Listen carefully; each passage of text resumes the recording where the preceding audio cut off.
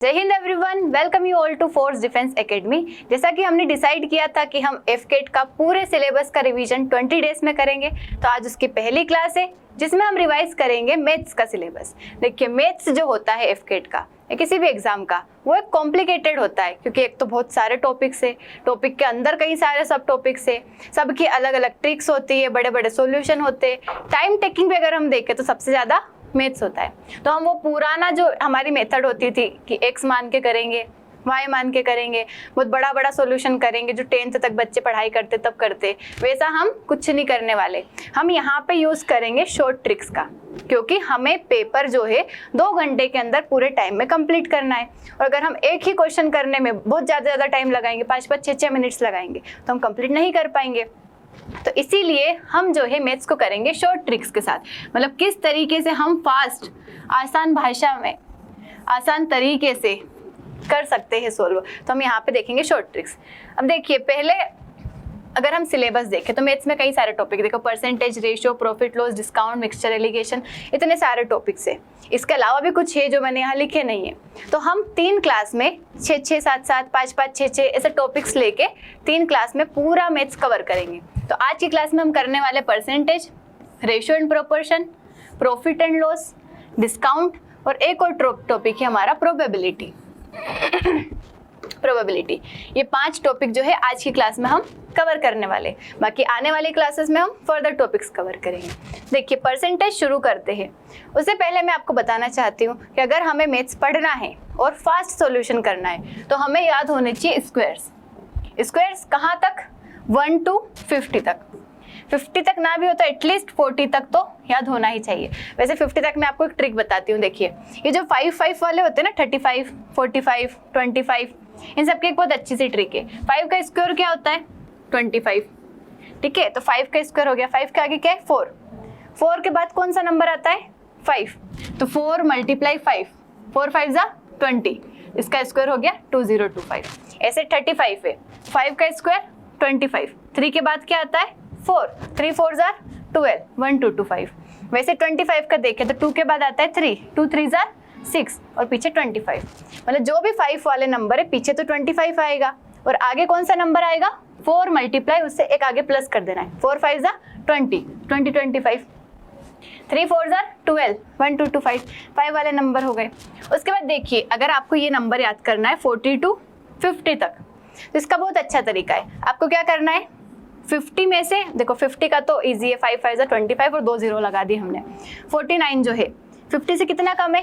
1 कम है, तो 1 का स्क्वायर पीछे हमने पीछे के 2 नंबर में लिख दिया 1, और 25 में से 1 माइनस कर देना है। देखो, 50 में से जितना कम है उसको 25 में से माइनस कर देना है।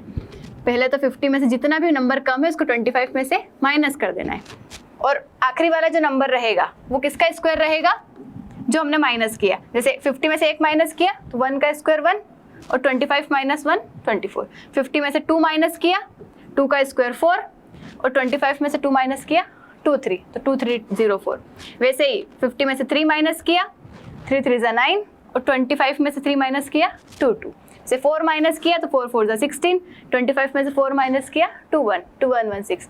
वैसे ही यहाँ पे करेंगे, यहाँ पे भी करेंगे। यहाँ पे कितना माइनस हो रहा है? 6 माइनस हो रहा है। 6 का स्क्वायर 36, और 25 में से 6 माइनस किया तो 19। 7 माइनस किया, 7 का स्क्वायर 49, और 25 में से 7 माइनस किया 18। तो आप ऐसे ट्रिक भी ध्यान रख सकते हो। बाकी अगर याद कर सकते हो तो करना है एटलीस्ट 50 तक। एक साथ हो सकता है आपको बहुत सारे लगे, तो हर दिन आपको 10 याद करना है। देखो, पहले दिन 10 याद किए, दूसरे दिन कोई सा भी सब्जेक्ट पढ़ो, बट ये आपको पहले याद करना है। नेक्स्ट डे नेक्स्ट 10 याद करोगे आप, और पहले वाले 10 रिवाइज करोगे। फिर थर्ड डे नेक्स्ट 10 याद करोगे, पिछले 2 दिनों के 20 रिवाइज करोगे। फोर्थ डे 10 याद करोगे, पिछले 30 रिवाइज करोगे। ऐसे कंटिन्यू करना है। इसके साथ ही आपको क्यूब्स याद रखना है एटलीस्ट 30 तक। इससे क्या होगा कि हम वहाँ पे इतना बड़ा बड़ा कैलकुलेशन ना करें। अगर कोई क्वेश्चन में ऐसा नंबर आ जाता है 343, तो हमारे माइंड में रहे एटलीस्ट कि 7 का क्यूब है, इससे रिलेटेड कोई सॉल्यूशन बन सकता है। तो ये आपको याद करना है। अब हम पढ़ेंगे सबसे पहले हमारा टॉपिक परसेंटेज। परसेंटेज क्या होता है? आप सभी ने देखा है, स्कूल में पढ़ा है, परसेंटेज ऐसा सिंबल दिखता है। क्या होता है इसका मतलब? देखिए, कोई भी नंबर, कोई भी चीज़ अपने आप में होती है 100%। सब बोलते हैं ना, अपना बेस्ट दो, 100% दो। मतलब कोई भी चीज़ अपने आप में क्या होती है? 100%, मतलब कोई भी एक चीज़ है, एक है जो कि किसके बराबर होता है, 100% के बराबर होता है, कुछ भी मान लो। यहीं से 1% किसके बराबर हो जाएगा, इधर कोई भी मल्टीप्लाई में रहता है तो उधर जाके क्या हो जाता है, डिवाइड, 1/100। 100% 1 के बराबर, तो 1% 1/100 के बराबर, 2% 2/100 के बराबर, 3% 3/100 के बराबर। ऐसे नंबर्स चलते जाते, तभी तो हम बोलते हैं परसेंट हटाएंगे तो अपॉन में 100 लगेगा। आपने हमेशा बचपन से सुना है कि परसेंट हटाएंगे तो अपॉन में 100 लगेगा, लेकिन क्यों लगता है, उसका रीजन ये है कि परसेंट हटाया, अपॉन में क्या लगा, 100 लगा। अब देखिए आपको क्या करना है, ये भी कुछ फ्रैक्शंस ध्यान में रखना है। जैसे अगर 1 है इक्वल 100%, अगर हमने इसको 2 से डिवाइड कर दिया तो 1/2 इक्वल 50%। अगर हम इसको 3 से डिवाइड करते तो 1/3 इक्वल 33 1/3%, 1/4 इक्वल 25%। मतलब आपको क्या करना है, कुछ परसेंट अप टू 1/20 ये याद रखना है। 1/2 50%, 1/3 33 1/3, 1/4 25, 1/5 20%, 1/6 इस तरीके से। उससे क्या होगा कि हमारा कैलकुलेशन फास्ट होगा, वरना हम उसी में उलझे रह जाएंगे कि अरे यहाँ पे 16 2/3% आ गया, 16.66 इसको सोल्व कैसे करें। वहाँ सोल्व करने जाओगे तो पॉइंट हटाओगे, नीचे 2 0 लगाओगे, फिर परसेंट हटा के नीचे 2 0 लगाओगे, बहुत ज़्यादा कॉम्प्लिकेटेड हो जाएगा। हमें इतना कॉम्प्लिकेटेड नहीं करना है, हमें टाइम के अंदर सोल्व करना है, तो उसके लिए ये याद तो करना पड़ेगा आपको। और ये कुछ याद करने का बहुत बड़ा रॉकेट साइंस नहीं है, आपको ट्रिक बता दी किस तरीके से होता है। 100% है, 2 से डिवाइड करेंगे तो 50%, 3 से डिवाइड करेंगे तो 2%, 4 से डिवाइड करेंगे 25%। तो इस तरीके से आपको 20 तक मुंह पे याद होना चाहिए। कभी भी अगर 1/14 आए तो ऑटोमेटिक माइंड में आना चाहिए इट इज 7.14। 1/5 आता है तो आपका माइंड में आना चाहिए 1/20 है। 1/5 आता है मतलब 20% है, 1/4 आता है मतलब 25% है। ये आपके दिमाग में रहना चाहिए, इसको तो घोल के पीना है हमें कि मतलब कहीं पे भी 1/20 लिखा है मतलब माइंड में आना चाहिए 5%, 1/25 लिखा है मतलब आना चाहिए 4%। ये सब आपके माइंड में रहना चाहिए इतना।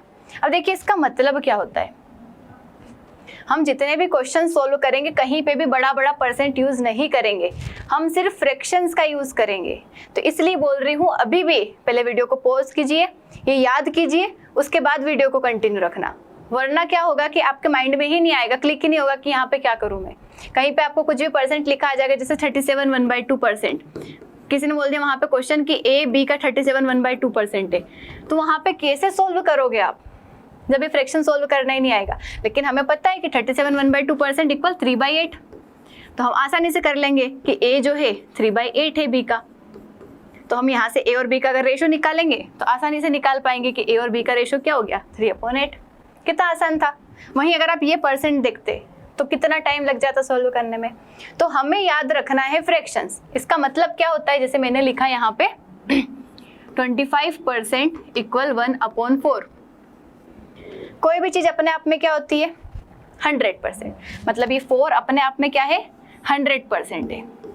तो 4 का जो है 25% किसके बराबर है 1 के बराबर है। 1 25%, देखो 25 25 25 25 1 1 1 1 मिला के क्या बन गया 4 बन गया, 100% बन गया। मतलब 4 का 25% है 1। मतलब हम जब भी क्वेश्चन सोल्व करेंगे हम अज्यूम कर लेंगे कि ये अपने आप में 100% है, इसका 25% है 1। जो भी क्वेश्चन में वैल्यू दी रखी होगी उसको हम कंपेयर कर लेंगे। अभी बताऊंगी क्वेश्चन आएगा तब ज़्यादा क्लैरिटी होगी, लेकिन यहाँ पे मैं समझा रही हूँ। जैसे कहीं पे आ जाता है 20%, इसका मतलब क्या होता है 1/5, मतलब 5 का 20% क्या होता है 1 होता है ना। 5 का 20% क्या होता है 1, मतलब 5 अपने आप में 100% है, पूरी वैल्यू है। इसका 20% है 1। वैसे कहीं आ जाता है 33 1/3% इक्वल 1/3, मतलब 3 का 33 1/3% है 1। ठीक है, मतलब अगर वहाँ पे आपको बोलते हैं कि किसी नंबर को हमने 25% बढ़ाया, क्या किया हमने किसी नंबर को 25% इंक्रीज किया, तो आप क्या करोगे वहाँ पे 25% इंक्रीज किया, इसका मतलब 25% मतलब 1/4, मतलब ये नंबर अपने आप में पूरा था, इसको हमने 25% बढ़ा दिया। 25% कितना होता है 4 का 1, मतलब 4 में अगर हमने 1 इंक्रीज किया तो कितना बन गया 5।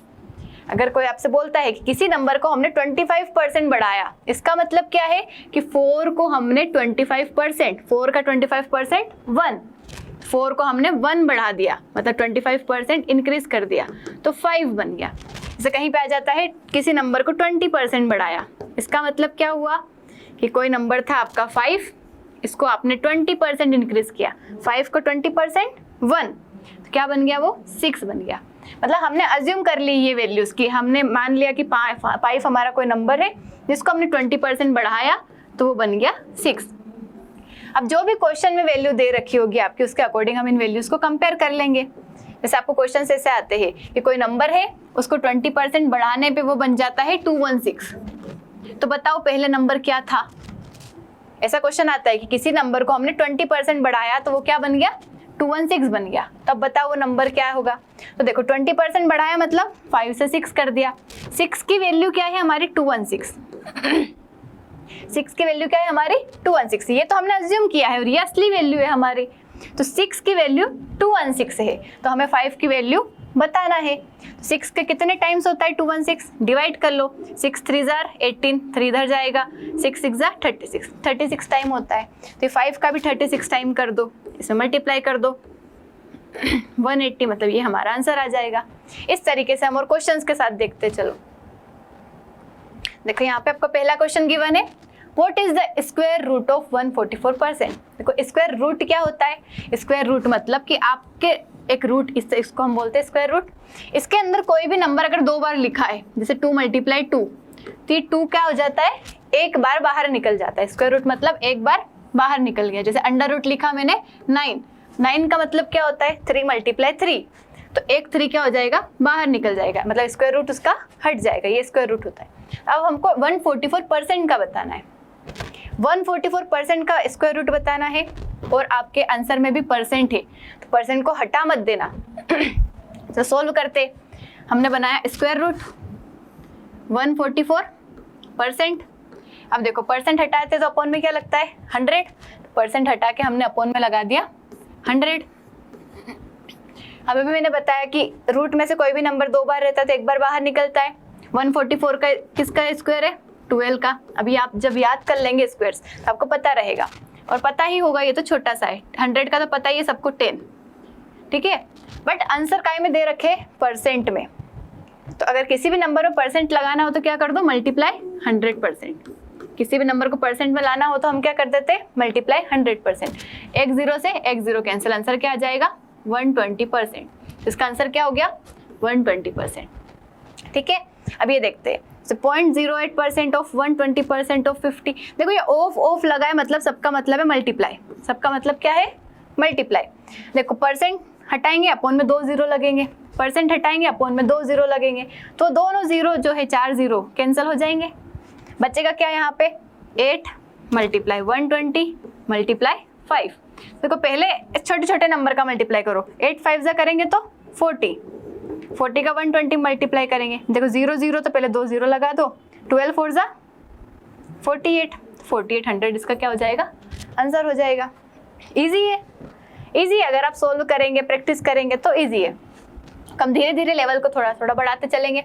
34% ऑफ 12 किलोमीटर, 34% परसेंट हटाएंगे अपॉन में 100 लगेगा। देखो 34 अपॉन 100 है ना, परसेंट हटाया अपॉन में 100 लगाया मल्टीप्लाई 12। अब देखो यहाँ किलोमीटर है, आंसर काय में है सेंटीमीटर में। अब ये समझते हैं 1 kilometre equal 1000 metre, 1 kilometre equal 1000 metre and 1 metre equal 100 centimetre. 1 metre किसके बराबर होता है 100 सेंटीमीटर। तो 1000 मीटर इक्वल, यहाँ पे 2 0 और लगा देंगे तो 1 2 3 4 5 1 लाख सेंटीमीटर हो गया। मतलब 1 किलोमीटर किसके बराबर हो गया यहाँ पे 1 लाख सेंटीमीटर। अब यहाँ पे 5 0 लगाना पड़ेगा, हमें किलोमीटर को हटाना है, सेंटीमीटर में 5 0 लगाना है। 1 2 3 4 5, 2 0 से 2 0 कैंसिल।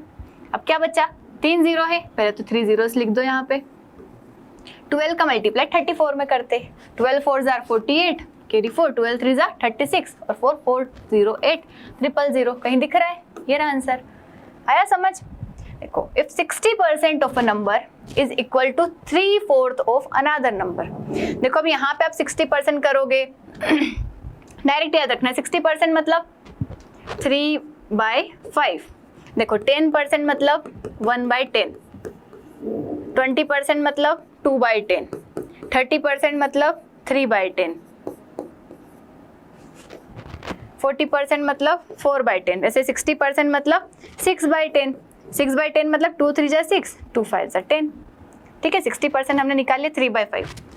देखो यहाँ पे दो नंबर दे रखे हमें कि एक नंबर का 60% दूसरे नंबर के 3/4 के इक्वल है। एक नंबर का 60% दूसरे नंबर के 3/4 के इक्वल है। तो जैसा जैसा लिखा है वैसे वैसे हमें लिख देना है। मतलब 60% हमने दो नंबर मान लिए, पहला नंबर है A, दूसरा नंबर है B। मतलब 60% ऑफ A, जैसा क्वेश्चन में लिखा है वैसा ही करना है। 16% of a number is equal to 3/4 of another number. 3/4 मतलब होता है 3/4 ऑफ अनदर नंबर मतलब B। हो गया सिंपल सा। अभी हमने देखा 60% किसके बराबर है, 3/5 के। तो आपको हर जगह क्वेश्चन में एग्जाम में ऐसा लिखना नहीं है, आपको याद होना चाहिए डायरेक्ट कि 60% मतलब 3/5। तो यहाँ पे आपको डायरेक्ट लिखना है 3/5 of A equal 3/4 of B। अब देखो इधर भी 3 है, इधर भी 3 है, कैंसल। हमें रेशो निकालना है यहाँ पे। What is the ratio of first number two second number. तो रेशो हो चाहे डिवीजन में हो, फ्रैक्शन हो, मतलब A/B इक्वल होता है हमारा A/B के। ठीक है, दोनों का मतलब एक ही होता है। तो A/B उधर कोई भी नंबर मल्टीप्लाई में है, इक्वल किधर आएगा तो डिवाइड में। तो बेसिक चीजें आई होप कि आपको याद होगी। A/B इक्वल हो गया, ये नीचे डिवीजन में ऊपर चला जाएगा 5/4। तो A/B, A/B क्या आ गया हमारा यहाँ पे 5/4। कहीं दिख रहा है answer? This is the answer.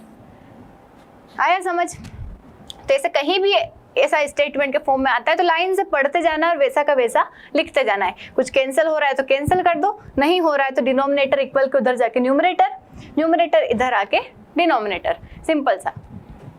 देखो what is the percentage increase in the number if it becomes 6 times the original number. देखिए एक चीज होती है कि अगर कोई नंबर, जैसे मानो मैंने माना यहाँ पे 100, कोई भी नंबर अपने आप में 100% है। मैंने बोला कोई नंबर 100 है, इसमें मैंने 50, कोई नंबर ये परसेंट नहीं मानते, इसमें हमने 50 इंक्रीज कर दिया, तो ये नंबर का कितना परसेंट हुआ? 100 का 50 कितना परसेंट हुआ? 50%। अगर मैंने बोला कोई नंबर है 60, तो 100 का 60 कितना परसेंट है? 60%। 100 का 70 कितना परसेंट है? 70%। मतलब जो हम परसेंटेज निकालते हैं वो किसको बेस मान के निकालते हैं? 100 को। तो 100 में जो भी इंक्रीज होता है, जो भी डिक्रीज होता है, वही उसका परसेंटेज रहता है। जैसे मैंने बोला कि मुझे 100 को 2% बढ़ाना है तो 102 हो जाएगा, क्योंकि 100 का 2% कितना होता है? 2, तो 102 हो गया। 100 को मुझे 40% बढ़ाना है तो 100 का 40% 40, तो ये क्या बन जाएगा? 140। मतलब किसी भी नंबर को जो 100 पे जो भी बढ़ता है दैट इज उसका परसेंटेज इंक्रीज। जैसे मैंने यहाँ लिखा 100 से कोई नंबर बन गया 109, तो कितना परसेंट इंक्रीज हुआ? तो यहाँ पे कितना परसेंट इंक्रीज हुआ? 100 पे कितना बढ़ा? 9, तो 9% ही इंक्रीज हुआ। देखो दूसरे में तो हमें निकालना पड़ता है परसेंट, लेकिन यहाँ पे 100 ही है बेस, क्योंकि देखो आप यहाँ पे देखोगे 100 से 109 कितना ज्यादा है? 9 ज्यादा है। कितने से? 100 से, मल्टीप्लाई 100, तो ये क्या हो जाएगा? 100 से 100 कैंसिल होएगा, यहाँ पे आएगा फिर 9। इसका मतलब ही क्या है? 100 से 109 हो गया, मतलब 9% इंक्रीज हुआ। क्या हुआ? 9% इंक्रीज हुआ। What is the percentage increase in the number if it becomes 6 times the original number? 6 times the original number, 6 times मतलब 6 गुना हो गया। कोई नंबर 1 था, वो क्या हो गया? 6 हो गया। पर देखो 1 और 6 लेंगे, इससे अच्छा है कि हम 100 क्यों ना मान ले। 100 का 6 गुना 600, तो 100 से 600 कितना इंक्रीज हुआ? 500। मतलब कितना परसेंट इंक्रीज हुआ? 100 पे जो भी नंबर बढ़ता है वही उसका परसेंटेज रहता है। कितना इंक्रीज हुआ? 500%। ये आपको माइंड में रखना है कि 100 पे जो भी बढ़ता है वही उसका परसेंटेज इंक्रीज रहता है। परसेंटेज इंक्रीज है, परसेंटेज डिक्रीज। और 100 से जो भी कम हुआ, जैसे मैंने बोला 100 और यहाँ पे हो गया 90, कितना परसेंट कम हुआ? 10% कम हुआ। मैंने बोला 89, तो 11% कम हुआ। A number which when increased by 16% becomes 1914। देखो अभी जो शुरू में कॉन्सेप्ट बताया था मैंने कि कोई नंबर इतना परसेंट बन के परसेंट इंक्रीज होके ये बन जाता है, तो इसका मतलब क्या है 16%। देखो 16% क्या होता है, आपको पता है 4% कितना होता है 1/25। तो आपको निकालने नहीं बैठना है, 4 टाइम्स ही तो होता है 16%, मतलब 4/25। ठीक है, 16% कितना हो गया 4/25। तो कोई नंबर क्या हो कर रहे हम 16% बढ़ा रहे, तो नंबर बन जा रहा है 1914। 16% मतलब हम किसी नंबर को 4/25 इंक्रीज कर रहे, प्लस कर रहे 4/25। अब तो कॉन्सेप्ट समझ आ गया, मतलब कोई नंबर हमारा है 25, हमने मान लिया इसको 25, इसका 16% कितना है 4। तो कोई नंबर हमने माना 25 जो कि 16% इंक्रीज होके कितना बन गया 25 का 16% 4। तो 25 में 4 बढ़ा तो कितना बना 29 ही बनेगा।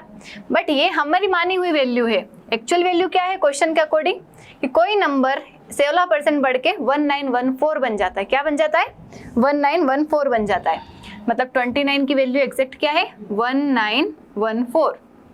एक्चुअल में हमारी मानी हुई वैल्यू के अकॉर्डिंग 25 और 29 है, लेकिन क्वेश्चन के अकॉर्डिंग 1914 है, मतलब 29 1914 के बराबर है। मैं जोड़ो कितने टाइम्स हो रहा है ये 29 के, अगर हम टेबल देखें 6 टाइम लेके देखते हैं अपन।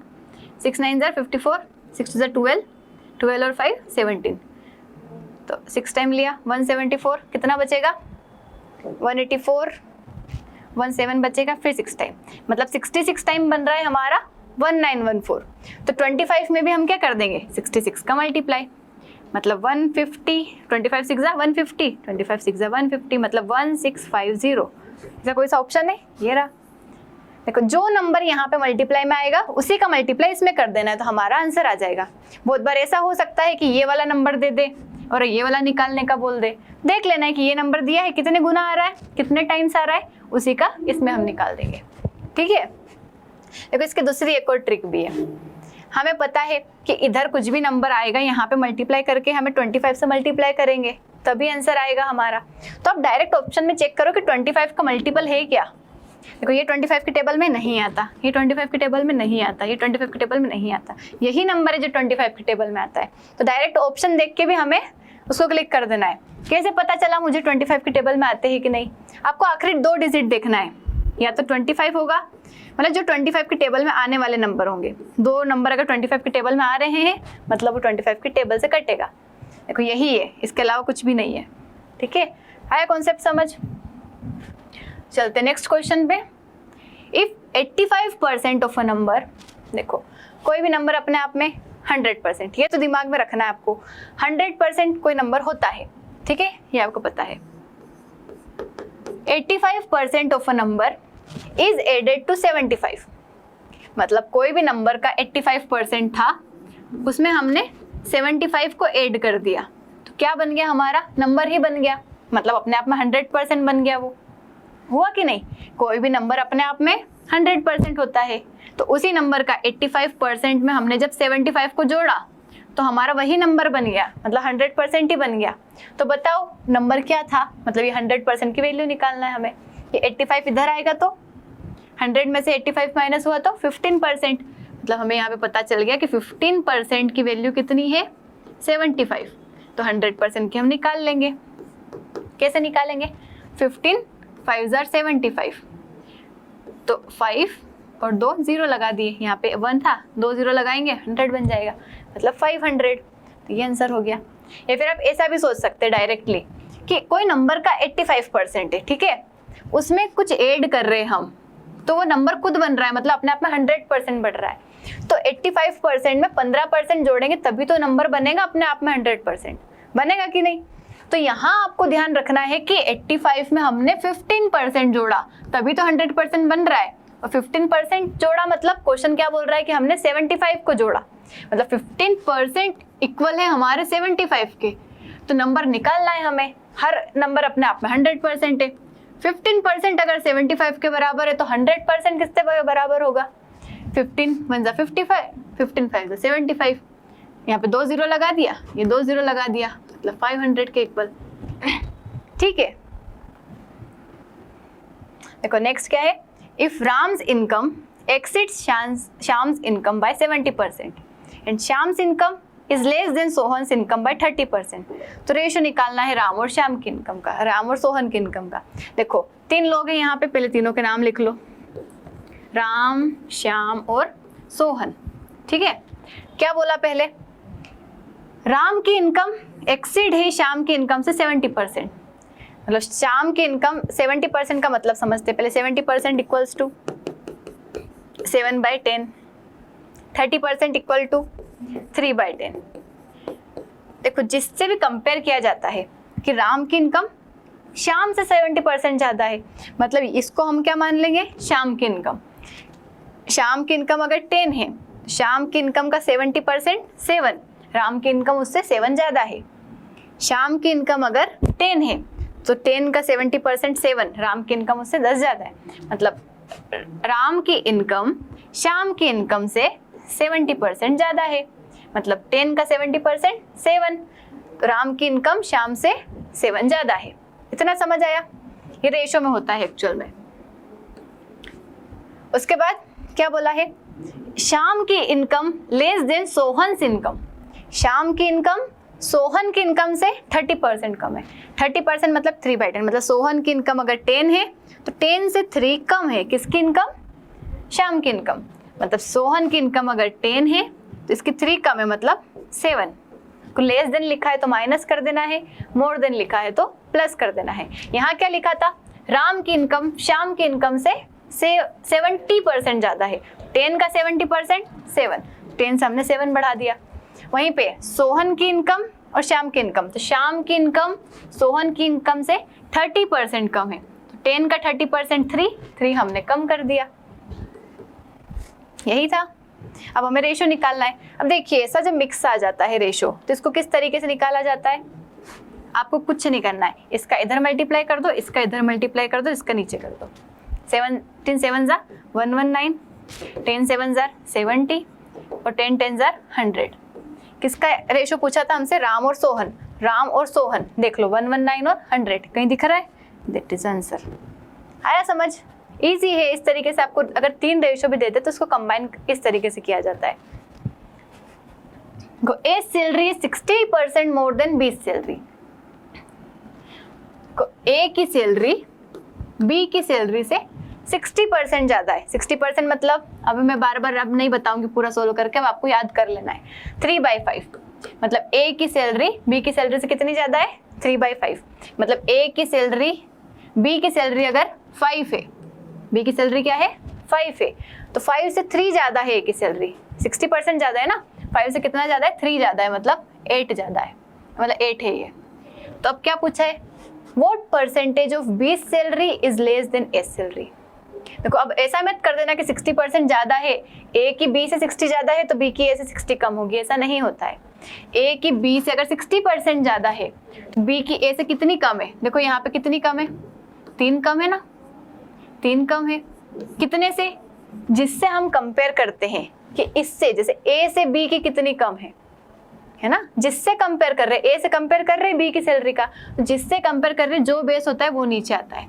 3 कम है 8 से, 3/8 मतलब 37.5%, 37.2%, ये आ गया हमारा आंसर। ठीक है, इसका एक तो ये तरीका हुआ, इसका हम दूसरा तरीका देखते हैं। दूसरा तरीका बिल्कुल सीधा सा सिंपल सा तरीका है। कहीं पे भी किसी भी क्वेश्चन में आपको अगर ऐसा बोले कि एक नंबर दूसरे नंबर से इतना % ज़्यादा है, तो वो दूसरा नंबर पहले नंबर से कितना % कम होगा, माइंड में रखना है कि 2 नंबर गिवन है, ए बी से कुछ भी % ज़्यादा है तो बी ए से कितना % कम होगा, या फिर ए बी से इतना % कम है तो बी ए से कितना % ज़्यादा होगा। ये अगर ऐसा क्वेश्चन आता है तो आपको सिंपल सा ध्यान रखना है, पहले जो गिवन है वो लिख लो। ए बी से कितना % ज़्यादा है, 60%, मतलब प्लस है 3/5, साइन लगाना है, अगर ज़्यादा बोला है तो ज़्यादा लगाना है। तो देखो बी ए से कितना कम होगा, शॉर्ट ट्रिक है ये, आपको ध्यान रखना है। ये भी शॉर्ट है लेकिन उससे भी शॉर्ट ये वाली है। 3 ज़्यादा है तो 3 ही कम होगा, 3 ज़्यादा है तो 3 ही कम होगा। देखो इधर 5 से 3 तो ज़्यादा था 8, और 8 से 3 तो कम है 5, है कि नहीं। तो अगर 3 ज़्यादा है 3 ही कम होगा, देखो पहले अगर बढ़ रहा है तो 5 यहाँ प्लस साइन लगाए ना, 5 + 3 8, ये कर दो 3/8 डायरेक्ट हो जाएगा आपका 37.5%। ठीक है, अगर यहाँ पे क्वेश्चन दिया होता कि आपका बी की सैलरी जो है ए से 3/8 कम है, माइनस है 3/8, तो बताओ ए की बी से कितनी ज्यादा होगी? तो क्या करोगे, 3 कम है तो 3 ही ज्यादा होगी, 8 में से 3 माइनस हुआ तो 5, ये ज्यादा हो गया, ये हो गया 60% आपका। वही क्वेश्चन है, वही चीजें हैं, बस उसको थोड़ा सा करने का तरीका हमने अलग कर दिया। ठीक है, आई होप कि आपको समझ आया होगा ये तरीका। अच्छा लगे तो कमेंट करना और बताना मुझे कि कैसा लग रहा है। और ये जो क्वेश्चंस दिए हैं आपको, इनका आंसर्स आपको करना है, ये सोल्व करना है। सेम मेथड है, A salary 38% more than B salary, तो बी सैलरी कितनी कम होगी ऐसे, यही लॉजिक लगाना है आपको। यहाँ पे पहले प्लस लगाना और वही नंबर प्लस करके अपॉन में लिख देना और फिर उसका परसेंट निकाल लेना। और अगर वो समझना है तो ये वाला, हालांकि वो वाला ज़्यादा ईजी है, कोशिश करोगे तो आ जाएगा। देखो S income is 60% less than बीस इनकम, देन बीस income is what percent more than rate of S income. वही क्वेश्चन दिया है, पहले कम दे दिया, ज़्यादा बताना है। जो भी ब्लू बॉक्स में दिए हैं ये सारे क्वेश्चंस आप लोगों को सॉल्व करना है। This are your practice questions. देखो 10th क्वेश्चन हम देखते हैं। A is 25% more than B, B is 40% less than C, C is 30% more than D. अब देखो बहुत सारे जब ऐसे कंपैरिजन दे दे कि ए से बी से इतना बड़ा है, बी सी से इतना बड़ा है, सी डी से इतना छोटा है, सबसे पहले नाम लिख लो, कितने नंबर आ रहे हैं, ए बी सी डी, 4 आ रहे। सबसे पहले हम लिख लेते हैं ए बी सी और डी। सबसे पहले हमें यही करना है, ए बी सी डी लिख लिया, जो दिया है वैसे वैसे लिखते जाओ। अब मैं बार बार पूरा फ्रैक्शन नहीं लिखूंगी, आपको बता दिया एक बार। ए बी से 25% ज़्यादा है, 25% मतलब 1/4, मतलब बी अगर 4 है तो ए उससे 1 ज़्यादा है, मतलब 5 है। अब तो समझ आ रहा होगा। हमें सब कुछ ऐसे फ्रैक्शन वाले फॉर्म में ही करना है, बड़े बड़े नंबर नहीं लिखना है। B is 40% less than C, B C से 40% लेस देन है, 40% मतलब 2/5, मतलब सी अगर 5 है तो 5 से ये 2 कम है, 2 कम है, 2 नहीं लिख देना है वहाँ पे, 2 कम है मतलब 2 माइनस कर दिया है हमने 5 से, 3 आ गया। C is 30% more then D, C 30% ज़्यादा है D से, 30% मीन्स 3/10, मतलब D अगर 10 है तो C क्या है 13 है, 3 ज़्यादा है ना 30%, तो ये कितना हो गया 13। अब देखो इसका चारों का रेशो कैसे निकालेंगे हम, पहले तो हमने ऐसे ऐसे कर लिया था। यहाँ पे क्या करेंगे, देखो जो नंबर इधर लिखा है उसी को पूरे में लिख दो, 13 13, इधर 3 लिखा है तो 3, 4 लिखा है तो 4 4, 5 लिखा है तो 5, बस मल्टीप्लाई कर देना है हमें। कैसे करेंगे, 5 3 jar 15, 15 3 jar 45, 5 195, 4 3 jar 12, 12 3 jar 36, 12 1 jar 12, 156, 4 5 jar 20, 260, 200। ये हमारा क्या निकल गया, पूरा कंबाइंड रेशो निकल गया। अब क्या पूछा है, what percentage is a less than D. अब हमें क्या बताना है कि ए जो है डी से कितना कम है। देखो ए जो है डी से कितना कम है, किससे कंपेयर कर रहे हैं, डी से। डी कहाँ आएगा, अपॉन में, और ए कितना कम है, 200 से 195 कितना कम होता है, 5 नंबर्स, तो ए डी से 5 नंबर कम है। मल्टीप्लाई 100, परसेंटेज निकालने के लिए क्या करते हैं, मल्टीप्लाई 100%, 2 0 से 2 0 कैंसिल, 5/2 मतलब 2.5% कम है। कितना परसेंट कम है, 2.5%। ये क्वेश्चन आपको करना है, सेम इसी पैटर्न का है। Solve it, practice it. Video को पॉज करें, पहले सोल्व करें, देन नेक्स्ट क्वेश्चन पे मूव करना है, वरना फिर भूल जाओगे आप लोग। अब देखो परसेंटेज में ही हमारे कुछ प्राइस, कंजम्पशन और एक्सपेंडिचर वाले क्वेश्चंस होते हैं। क्या होता है प्राइस, कंजम्पशन, एक्सपेंडिचर। देखिए एक्सपेंडिचर मतलब आपका खर्चा, आप कितना खर्चा करते हैं किसी भी प्रोडक्ट पे, किसी भी चीज़ पे आप कितना खर्चा करते हैं, जितनी ही उसकी प्राइस होती है और जितना आप उसको कंज्यूम करते हैं। फॉर एग्जाम्पल आपको 5 किलो गेहूँ खाना है, मतलब 1 महीने में खाओ, 2 महीने में खाओ, 10 दिन में खाओ, 5 किलो गेहूँ खाना है। 1 किलो गेहूँ है 20 रुपये का, मतलब प्राइस क्या है इसकी 20 रुपीज़। तो 20 रुपीज़ के गेहूँ है, 5 किलो आप खाते हो, प्राइस मल्टीप्लाई कंजम्पशन ही आपका क्या होगा, एक्सपेंडिचर। तभी तो आप कितने रुपए दोगे उसको, खर्चा करोगे 100 रुपीज़ का, क्योंकि उसकी प्राइस है 20 रुपये, कंजम्पशन कर रहे हो आप 5 किलो का। तो आप एक्सपेंडिचर कितना करोगे, 100 kg, 100 रुपीज़, मतलब प्राइस मल्टीप्लाई कंजम्पशन ही क्या होता है, हमारा एक्सपेंडिचर होता है। देखिए इस कॉन्सेप्ट को आपको ध्यान रखना है कि प्राइस मल्टीप्लाई कंजम्पशन ही क्या होता है, एक्सपेंडिचर होता है। मतलब एक्सपेंडिचर डायरेक्टली प्रोपोर्शनल किसके है, प्राइस के। अगर किसी प्रोडक्ट की प्राइस बढ़ेगी तो भी आपका खर्चा बढ़ेगा। जैसे मानो अभी हमने देखा था कि 20 रुपये किलो था गेहूँ, अगर उसकी प्राइस 25 हो जाती है तो आपका खर्चा बढ़ेगा ही सही, क्योंकि आप तो 5 किलो खा रहे हो, अभी आपका 100 रुपये हो रहा था, तब आपको बढ़ जाएगा खर्चा। वहीं कंजम्पशन, आप अभी 5 किलो खा रहे हो, अगर आप 7 किलो बढ़ाते हो तो भी आपका क्या बढ़ेगा, एक्सपेंडिचर। मतलब expenditure is directly proportional to price and consumption. Price बढ़ेगी तो भी एक्सपेंडिचर बढ़ेगा, कंजम्पशन बढ़ेगा तो भी एक्सपेंडिचर बढ़ेगा, ये डायरेक्टली प्रोपोर्शनल होता है। वहीं अगर किसी क्वेश्चन में आपको ऐसा दे दिया जाता है कि मतलब प्राइस आपको कंजम्पशन निकालना है, तो आप क्या करोगे, एक्सपेंडिचर से प्राइस को डिवाइड कर दोगे तो कंजम्पशन आ जाएगा, क्योंकि कोई भी चीज़ मल्टीप्लाई में इक्वल किधर आती है तो डिवाइड हो जाता है। कंजम्पशन निकालना है तो प्राइस से डिवाइड कर दो, प्राइस निकालना है तो एक्सपेंडिचर को कंजम्पशन से डिवाइड कर दो। जैसे कि अभी हमने निकाला तो एक्सपेंडिचर कितना हो रहा था उसका, 100 रुपीज़ का हो रहा था, जिसमें प्राइस थी आपके गेहूं की 20 रुपये पर केजी, आप कंजम्पशन कर रहे थे 5 kg का। देखो आपको कंजम्पशन निकालना है तो आप क्या कर दोगे, एक्सपेंडिचर को 20 से डिवाइड कर दोगे, 5 आ जाएगा। एक्सपेंडिचर को आपने 20 से डिवाइड करा, प्राइस निकालना है, एक्सपेंडिचर को 5 से डिवाइड कर दो आप, तो क्या आ जाएगा आपका, कंजम्पशन आ जाएगा 20। आया कि नहीं, इस तरीके से आप कर सकते हो। इसलिए बताया क्योंकि आगे आने वाले क्वेश्चंस में यही कॉन्सेप्ट यूज होने वाला है।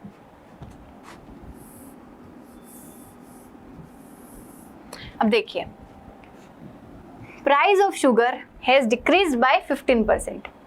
प्राइस ऑफ शुगर 15% मतलब 5% इक्वल 1/20, तो 15% 3 का मल्टीप्लाई कर रहे 3/20, ऐसे करना है। डिक्रीज हो रही है, प्राइस क्या हो रही है, डिक्रीज हो रही है, प्राइस क्या हो रही है, डिक्रीज हो रही है। कैसे डिक्रीज हो रही है, 3/20 डिक्रीज हो रही है। मतलब पहले अगर प्राइस आपकी 20 थी तो 3 डिक्रीज हो गई, मतलब अब कितनी हो गई, 17 हो गई। 3 डिक्रीज हो गई मतलब 17 हो गई। तो by what percentage can a person increase the consumption so that no change in expenditure. अब आप देखिए, अगर यहाँ पे आपका चेंज नहीं हो रहा है एक्सपेंडिचर में अगर चेंज नहीं हो रहा है तो प्राइस जितनी बढ़ेगी कंजम्पशन उतना कम कर दो।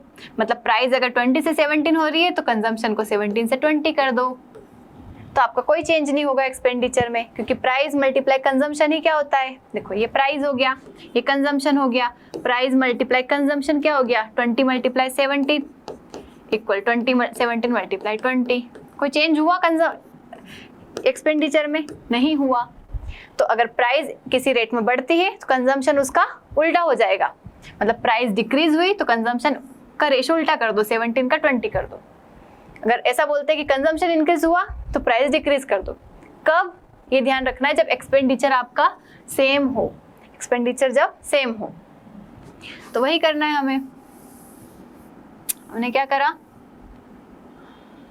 देखो प्राइस अगर 20 से 17 हुई तो कंजम्पशन 17 से 20 इंक्रीज हो जाएगा। कितना बड़ा, 3 बड़ा, कितने पे, 17 पे। तो 3/17 मल्टीप्लाई 100 मतलब 300/17। ऐसा कोई सा आंसर है, तो ये हो गया 300/17। ये क्या हो जाएगा, हमारा आंसर हो जाएगा। ठीक है, देखो इसी का ही अगर अभी हमने जो तरीका बताया था, मैंने जो आपको तरीका बताया था, उस तरीके से भी हम कर सकते हैं। कैसे, क्या हुआ, आपके प्राइस 3/20 डिक्रीज हुई है। कोई 2 चीजों का वे देख रहे हैं ना हम, उसमें भी हमने क्या देखा था, ए बी से इतना बड़ा है तो बी ए से कितना छोटा होगा। वही तो कॉन्सेप्ट है यहाँ पे भी। प्राइस 3 कम हुई है 20 से तो कंजम्पशन क्या होगा, 3 बढ़ेगा। कितने पे, माइनस लगा है तो 20 में से माइनस कर दो 3, 17। 3/17 मतलब 300/17%। ये हो गया तरीका, डायरेक्ट कर सकते हो आप। देखो ये वाला भी, price of oil is increase bye 35%। 35%, 5% equal 1/20, तो 35 मतलब 7/20 इंक्रीज हुई है। मतलब 7/20 क्या हुआ है आपका, इंक्रीज हुआ है। By what percentage should the increased price of oil be reduced so that price of oil remains the same? मतलब इसको कितना वापस कम करें, 7/20 इंक्रीज हुआ है तो 7 ही कम करेंगे। 20 + 7, 27 से मल्टीप्लाई कर दो 100। इसको आप सोल्व करेंगे तो आपका आंसर आ जाएगा। सोल्व करके देख लीजिएगा क्या आंसर आ रहा है आपका। अराउंड आएगा 25.93 सोल्व करेंगे तो।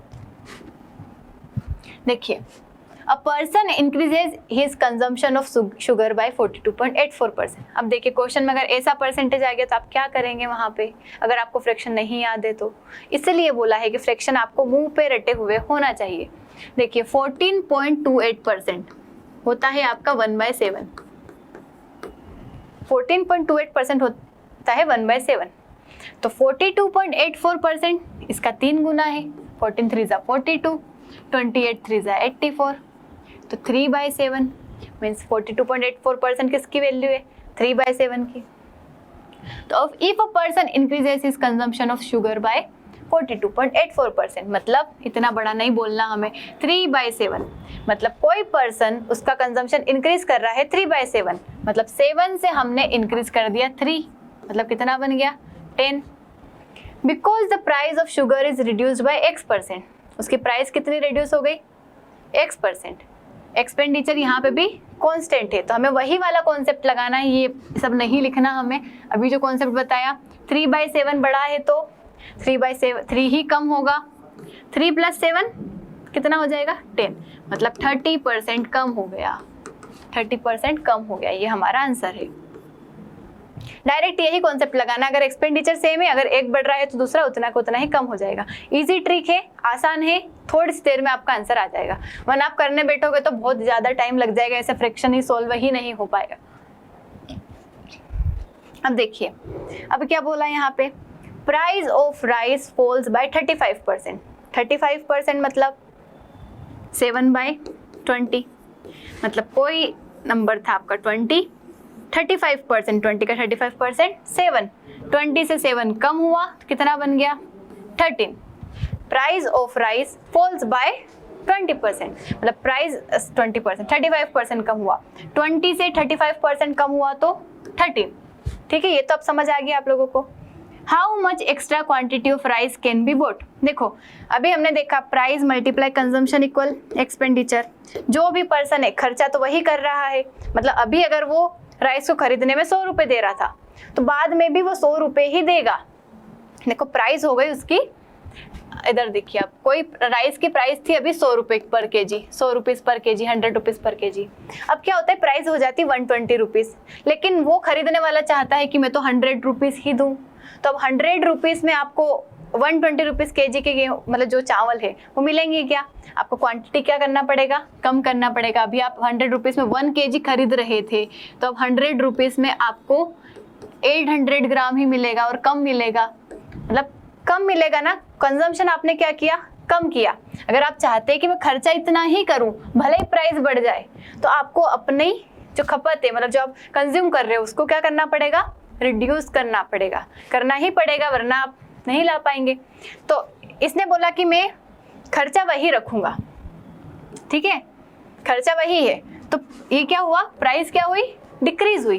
प्राइस क्या हुई? यहाँ पे डिक्रीज हुई, तो कंजम्पशन इंक्रीज होगा। कंजम्पशन क्या हो जाएगा? 13 से 20 हो जाएगा। अगर प्राइस डिक्रीज होती है तो कंजम्पशन इंक्रीज होता है, यहाँ पे अगर प्राइस इंक्रीज होती है तो कंजम्पशन डिक्रीज होता है। तो देखो कंजम्पशन बढ़ गया ना, पहले 13 कर रहा था अब 20 कर रहा है, लेकिन एक्चुअल में कितना कर रहा है वो? ये तो हमारी मानी हुई वैल्यू है, एक्चुअल में कितना कर रहा है? 104 kg ऑफ राइस, मतलब पहले भी 104 रुपए ही खर्च कर रहा था वो, मतलब 104 kg ही खरीद रहा था वो।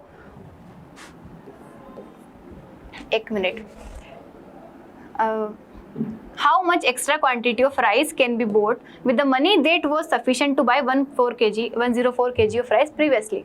देखो पहले 104 kg जब खरीदता था वो, तो 13 जो यूनिट है 104 kg कितने टाइम्स हो गया इसके? 8 टाइम्स हो गया।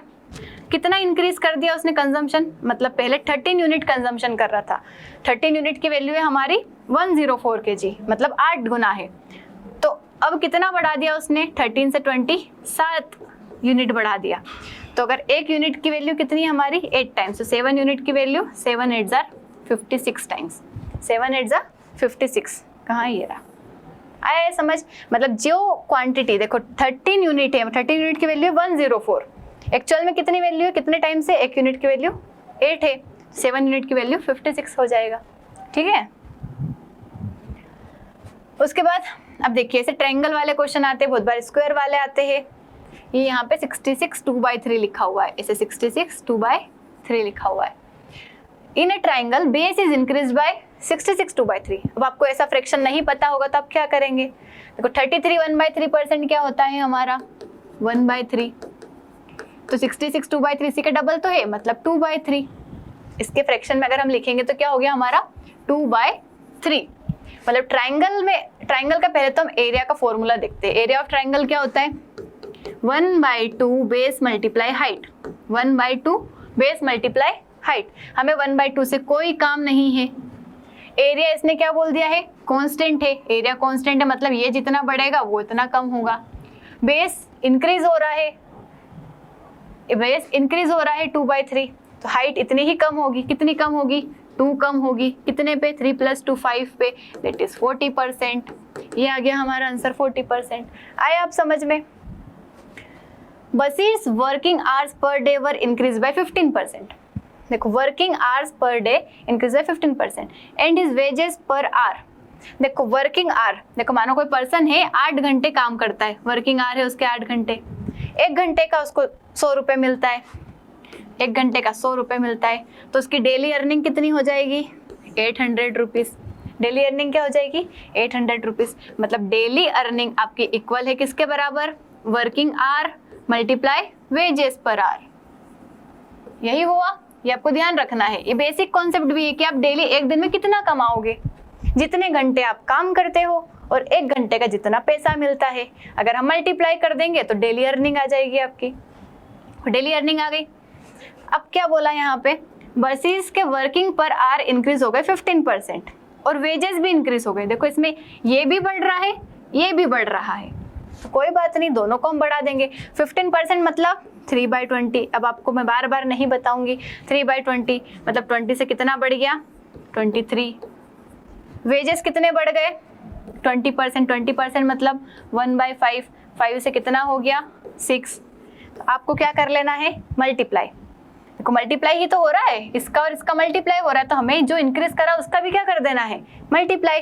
क्या आ जाएगा डेली अर्निंग, डेली अर्निंग कितना 20 × 5 100, 100 इंक्रीज होके कितना बन गया 23 का 6 में मल्टीप्लाई कर लो 138। 100 पे जो इंक्रीज होता है वही हमारा परसेंटेज इंक्रीज होता है, दैट इज 38%। ये आ गया हमारा, इजी था। देखिए इसका एक और भी कॉन्सेप्ट है, सक्सेसिव परसेंटेज इंक्रीज वाला। मतलब एक इंक्रीज हुआ उसके साथ साथ दूसरा भी इंक्रीज हो गया, तो सक्सेसिव कितना होगा, इन दोनों को प्लस नहीं करना है हमें।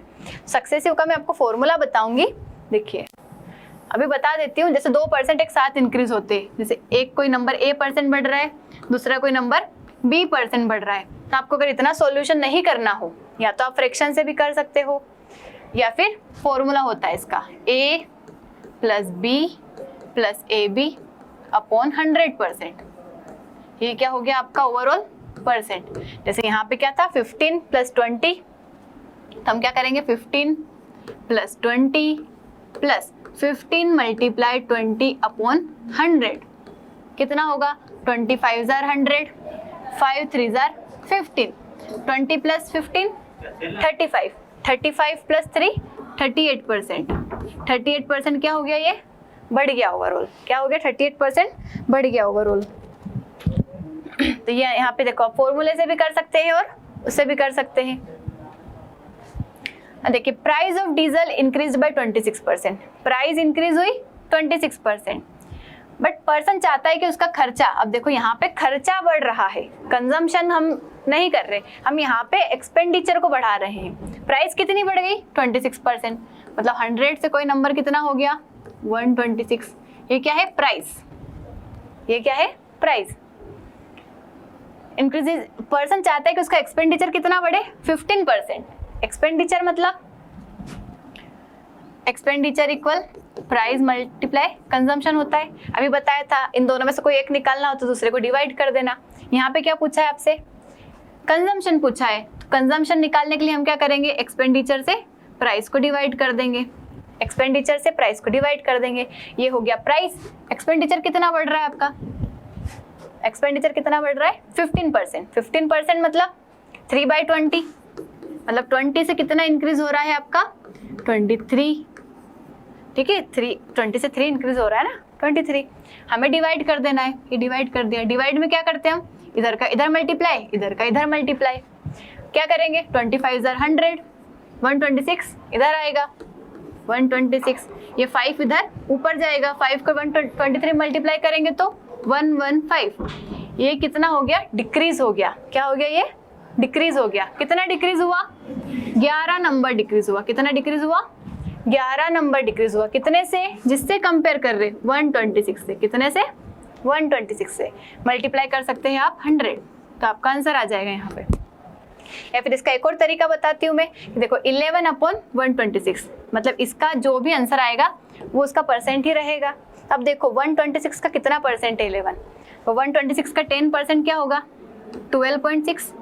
12.6 से थोड़ा सा ही तो कम है ये नंबर, मतलब 12.6 से 2.6 से तो कम है ये नंबर, मतलब थोड़ा सा अगर कम करेंगे हम 10% से तो 9.5, ये इसका आंसर हो जाएगा। ये क्वेश्चन आपको करना है, ये भी आपको करना है। देखो अगले क्वेश्चन पे चलते हैं। In a triangle height is increase by 37.5%, base is increase by 45.45। अब देखो यहाँ पे दोनों इंक्रीज हो रहे, यहाँ पे आप फॉर्मूला नहीं लगा सकते क्योंकि इतना कॉम्प्लिकेटेड परसेंटेज है। तो यहाँ पे क्या करेंगे, क्या करेंगे, ट्राइंगल है, ट्राइंगल बेस मल्टीप्लाई हाइट होता है। ट्राइंगल का एरिया 1/2 बेस मल्टीप्लाई हाइट, इसको हम नहीं देखते हैं, मतलब बेस और हाइट का मल्टीप्लिकेशन ही एरिया होता है। बेस कितना बड़ा है यहाँ पे, हाइट बड़ी है 37.5, 37.5 मतलब 3/8, 45.45 मतलब क्या होता है ये 5/11, 5/11।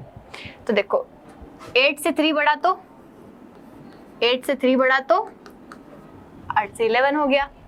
11 से 5 क्या हुआ, इंक्रीज हुआ, इंक्रीज ही हो रहे दोनों। हाइट इंक्रीज हुई 37.5%, 8 से 3 बढ़ा तो 11, यहाँ पे 11 से 5 क्या हुआ, इंक्रीज हुआ। 11 से 5 इंक्रीज होगा तो 11 से 5 इंक्रीज होगा तो 16। अब इसको हमें सॉल्व कर लेना है।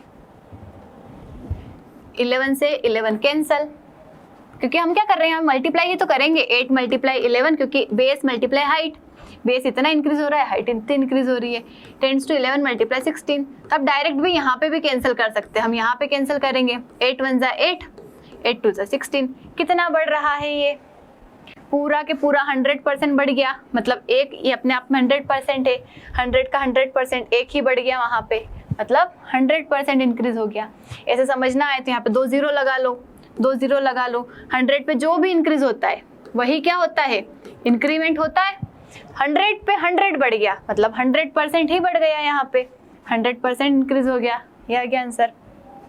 अब देखिए ये है हमारे इनकम, एक्सपेंडिचर प्लस सेविंग वाले क्वेश्चन। आपकी इनकम जो भी रहेगी उसमें आप क्या करेंगे, जो खर्चा करते हैं और जो सेविंग करते हैं, जो खर्चा करते हैं और जो सेविंग करते हैं, दोनों मिला के क्या बनती है आपकी इनकम। एक्सपेंडिचर प्लस सेविंग मतलब मानो आप 100 रुपये कमाते हैं, उसमें से आप 80 रुपये खर्च कर देते हैं, 20 रुपये बचाएंगे। 80 रुपीज़ एक्सपेंडिचर हो गया, 20 रुपीज़ सेविंग हो गया। एक्सपेंडिचर प्लस सेविंग बन गई आपकी इनकम, एक्सपेंडिचर प्लस सेविंग बन गई आपकी इनकम। तो ये होता है। अब देखिए इसमें क्या है, इसको बिल्कुल आसान भाषा में हम करेंगे, आसान तरीके से करेंगे। Sudha saves 15% of her income. How much Sudha is saving, how much Sudha is saving 15%। It means कि अगर 100 इनकम है उसकी, if Sudha is a income of 100%, expenditure plus saving, how much she is saving 15%, मतलब 100 पे ही परसेंट निकालते हम, शी इज सेविंग 15%। तो बताओ उसका खर्चा कितना होगा, माइनस कर देंगे। 100 में अगर 15 बचा रहे हैं तो खर्चा कितना है उसका 85, कितना है 85, तभी तो मिलके क्या बनेगा 100। अब आगे पढ़ते हैं। ऐसे क्वेश्चन में पहले इतना लिख लेना है आपको। फिर if her expenditure increases by 20%, expenditure कितना बढ़ गया 20%, तो एक्सपेंडिचर को 20% बढ़ा देते हैं। 20% मतलब 1/5। 85 का 1/5 कितना होगा? 5 1 जार 5, 5 7 जार 35, मतलब खर्चा कितना बढ़ा उसका? 17 बढ़ा। 85 का 1/5 मतलब 85 का 20%। And savings increases by 60%। Saving कितनी बढ़ी? 60%। 60% मतलब 3/5। यहाँ पे निकाल लो इसका, 5 3 ज़ा 15, 3 3 ज़ा 9। यहाँ पे निकाल लेना, ऐसे नहीं निकालना है तो कि 5 का 3/15 का 3/5 कितना होगा? 5 3 ज़ा 15, 3 3 ज़ा 9, 9 इंक्रीज होगा। ठीक है, अब जितना खर्चा बढ़ेगा, जितनी सेविंग बढ़ेगी, उतना ही क्या होगा? इनकम भी उसकी क्या होगी? बड़ी होगी। Bye what percent has her income increased? कोई इधर से बड़ा है, इधर से भी बड़ा है, तो इधर भी बढ़ेगा इतना ही। 17 + 9 कितना बढ़ा? 26। 100 पे कितना बढ़ गया? 26। जो बड़ा है वही आपका परसेंटेज इंक्रीज है। 100 पे जो भी बढ़ता है वही आपका परसेंटेज इंक्रीज रहता है। 26% इंक्रीज हो गया, आसान हो गया। अब देखिए ये क्वेश्चंस आपके लिए वही है जो भी पढ़ाया। स्पेंड करता है 80% इनकम का, इनकम इतनी बढ़ जाती है, सेविंग इतनी डिक्रीज हो जाती है। डिक्रीज होगी तो उसको माइनस कर देना है, डिक्रीज होगी तो उसको क्या कर देना है? माइनस कर देना है। फिर देखना है कि इनकम में भी उतना ही चेंज आएगा। 100 पे जो भी चेंज आएगा वही उसका परसेंटेज रहेगा। उसी तरीके से ये वाला भी करना है, ये वाला भी करना है। This questions are for you. Now 20th question, if the length of a rectangle is increased by 13% and breadth of a rectangle is decreased by 8%, तो एरिया ऑफ रेक्टेंगल क्या होगा? Area of rectangle length multiply breadth. Area of rectangle क्या होता है? Length multiply breadth. ये भी बढ़ रहा है, ये कम हो रहा है, एक बढ़ रहा है, एक कम हो रहा है। देखो यहाँ पे अगर हम परसेंटेज लगाएंगे कि लेंथ इंक्रीज हो रही है 13%, मतलब 100 से 13% इंक्रीज होके 113 होगा। ठीक है, फिर 8% कम हो रही है। 8% मतलब होता है 4 2 ज़ा 8, 2/25, मतलब 25 से 2 कम हो रहा है, मतलब 22 हो रहा है। तो ये बहुत कॉम्प्लिकेटेड हो जाएगा, बड़ा कैलकुलेशन होगा। तो इससे अच्छा तरीका है, देखो अभी बताया था कोई 2 नंबर का मल्टीप्लाई है और एक कुछ इंक्रीज डिक्रीज हो रहा है, तो वहाँ पे हम सक्सेसिव वाला कॉन्सेप्ट लगाते। कौन सा कॉन्सेप्ट लगाते? सक्सेसिव। देखो परसेंट अगर इजी दे रखे हो, छोटे दे रखे हो, तब सक्सेसिव वाला फॉर्मूला लगा दो। अगर परसेंट आपको बहुत कॉम्प्लिकेटेड दे रखे हो, पॉइंट में दे रखे हो, तो आप फ्रैक्शन वाला लगा लो, डिपेंड करता है। देखो length of a rectangle increase हो रही है 13%, मतलब एक इंक्रीज हो रहा है 13, दूसरा क्या हो रहा है? डिक्रीज हो रहा है 8। फॉर्मूला क्या था हमारा? a + b + ab/100। Overall change यही होता है, ओवरऑल चेंज यही होता है। डिक्रीज होगा तो माइनस लगा देंगे, इंक्रीज होगा तो प्लस लगा देंगे। 13 इंक्रीज हुआ, 8 डिक्रीज हुआ, -8। अब देखो प्लस माइनस दोनों आ रहे हैं, 13 और 8, तो प्लस माइनस क्या होता है? माइनस। -13 × 8/100, यही है हमारा। 13 में से 8 माइनस हुआ तो 5, माइनस 13 8 जार 104। 104 को 100 से डिवाइड करेंगे तो 1.04। 5 में से 1 गया तो 4, 4 में से 0.04 गया तो 3.96। और देखो आंसर आपका पॉजिटिव आ रहा है, मतलब ओवरऑल इंक्रीज हो रहा है। आंसर निगेटिव आता तो डिक्रीज होता, तो यहाँ पे हमें इंक्रीज वाला देखना है 3.96। डिक्रीज मत लगा देना, डायरेक्ट वैल्यू देख के कि 3.96 मिल गया हमें। ठीक है, ये आपको करना है, सेम है। रेडियस इंक्रीज होगा तो एरिया बताना। रेडियस क्या होता है? एरिया ऑफ रेडियस क्या होता है? सॉरी, एरिया ऑफ सर्कल क्या होता है? πr²। पाई तो कांस्टेंट वैल्यू है, मतलब रेडियस को आपको 2 बार क्या कर देना है? सक्सेसिव निकाल देना है, या फिर अगर आप फ्रैक्शन से करते हो दैट इज ऑल्सो ओके। आप देख सकते हो यहाँ पे फॉर्मूलाज। स्क्वायर का फॉर्मूला क्या होता है? साइड मल्टीप्लाई साइड, मतलब अगर साइड x है तो x का square. Triangle 1/2 base multiply height. Circle πr²। Rectangle breath multiply length, यहाँ लिख सकते हो आप length multiply breath, that is area of rectangle. देखिए एक टाइप और बचा है हमारा यहाँ पे, इलेक्शन बेस्ड। इलेक्शन बेस्ड कैसे करेंगे हम? इन an election between 2 candidates 80% of the eligible. इसके वैसे बहुत बड़ी ट्रिक होती है, लेकिन हम बिल्कुल आसान भाषा में आसान तरीके से करेंगे। किस तरीके से करेंगे? पहले क्वेश्चन समझते हैं। In an election between 2 candidates 80% of the eligible voters cast their votes 5% of the votes cast were declared invalid, मतलब 80% लोगों ने वोट दिया, ठीक है। 80% में से 5% तो इनवैलिड हो गए। अब जो इनवैलिड हो गए उसको तो हम देखेंगे नहीं, जो 95% वैलिड वोट्स है उसी में से जो नंबर है आपका, मतलब जीतने वाले को 75% जो मिले हैं उसका ये वैल्यू है यहाँ पे, मतलब जो आपके वोट एलिजिबल थे उसमें से जो वैलिड वोट्स थे उसी वैलिड वोट्स का 75% है ये नंबर। हम कैसे निकालेंगे? मान लिया हमने कि n नंबर ऑफ आपके क्या है एलिजिबल वोटर्स है, कितने, हमें क्वेश्चन में क्या पूछा है, total number of eligible voters.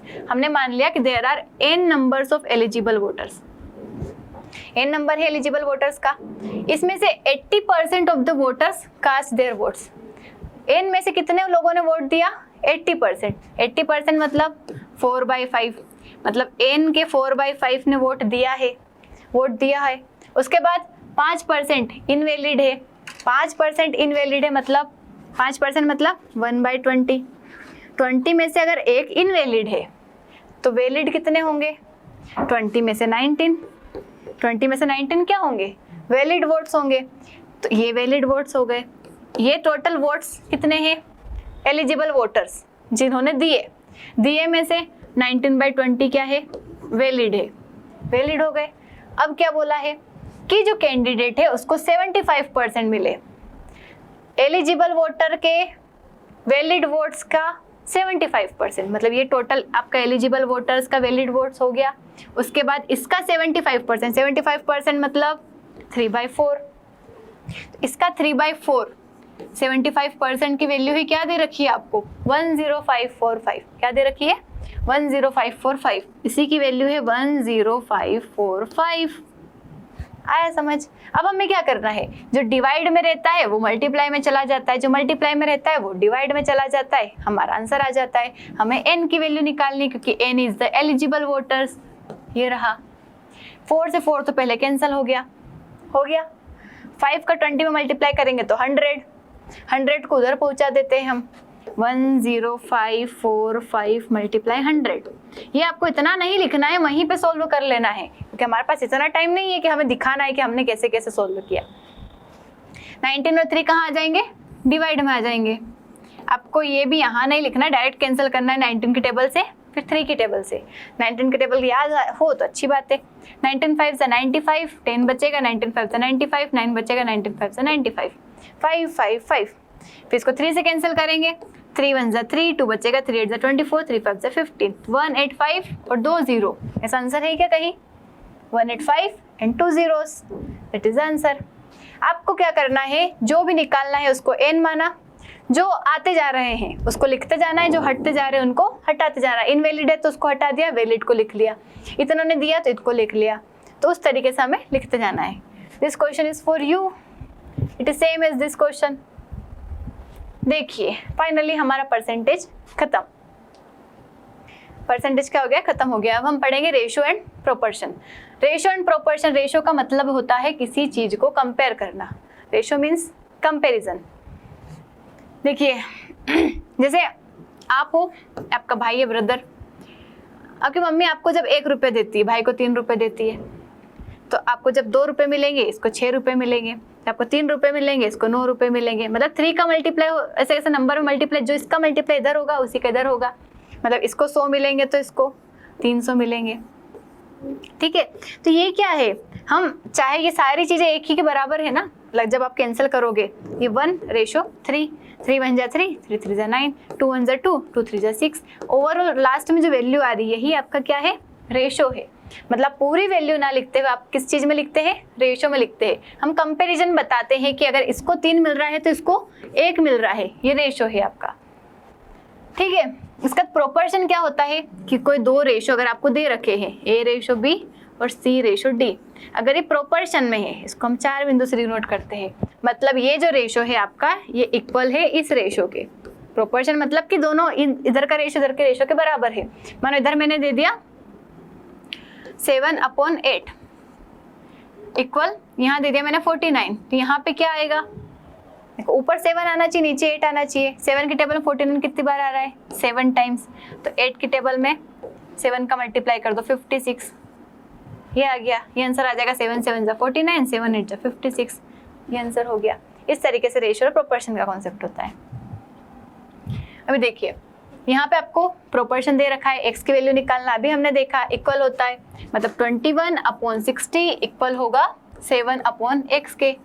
आपको x की वैल्यू निकालना है, यहाँ पे x की वैल्यू निकालना है, तो क्या करेंगे हम, ये ऊपर जाएगा, इधर से ये नीचे आ जाएगा, x ऊपर जाएगा 7/21, देखो ऊपर वाला नीचे, नीचे वाला ऊपर 60, 7 3 जा 21, 3 2 जा 6, x की वैल्यू कितनी आ गई यहाँ से 20, आंसर हो गया।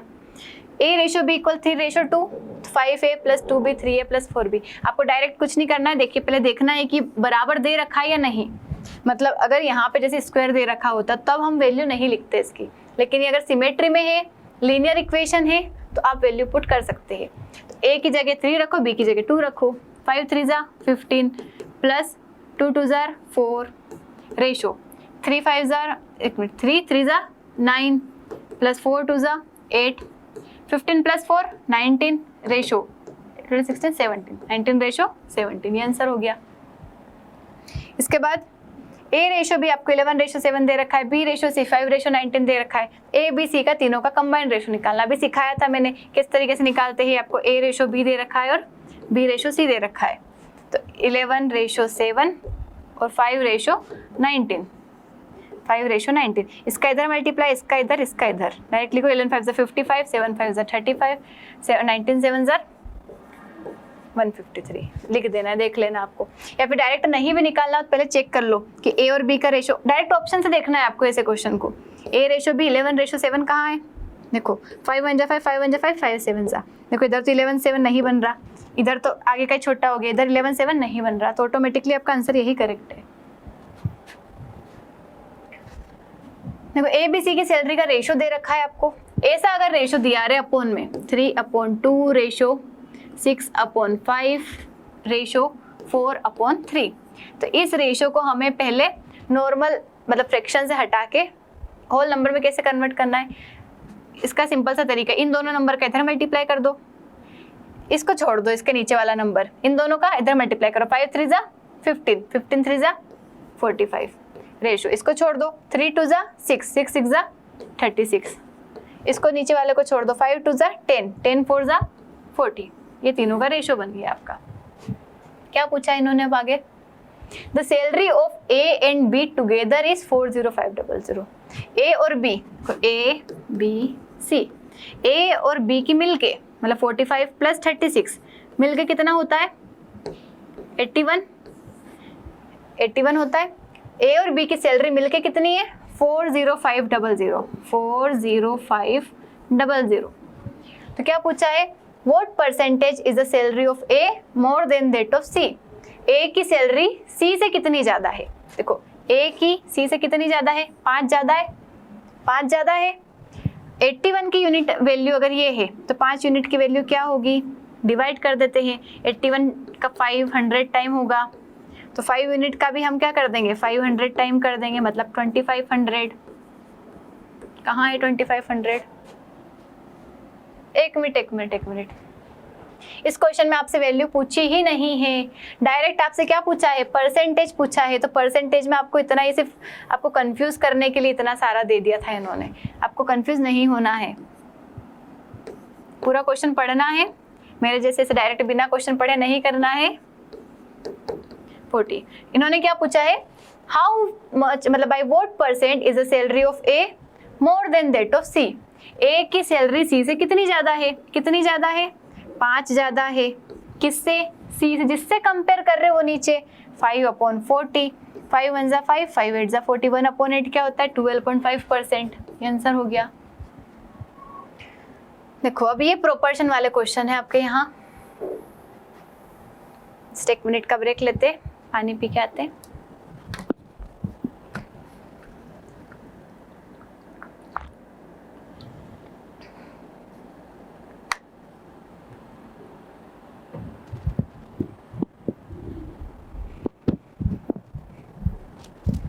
देखिए अगर आपको ऐसा प्रोपोर्शन में नंबर दे देते हैं 4, क्या बोला इन्होंने 50, एक सब सब्ट्रैक्ट कर रहे हैं हम 54, 49, 22, 21 सभी में से। तो आपको जो नंबर मिल रहा है वो काय में है, आपका प्रोपोर्शन में है। अब आप अगर इसको करने बैठेंगे तो कितना टाइम लगेगा कि 54 minus x upon 49 minus x equal 22 minus x upon 20। मतलब अगर इसको सोल्व करेंगे तो पता नहीं कितना मिनट लगेगा, कितना टाइम लगेगा, और आंसर भी आएगा नहीं आएगा कोई गारंटी नहीं।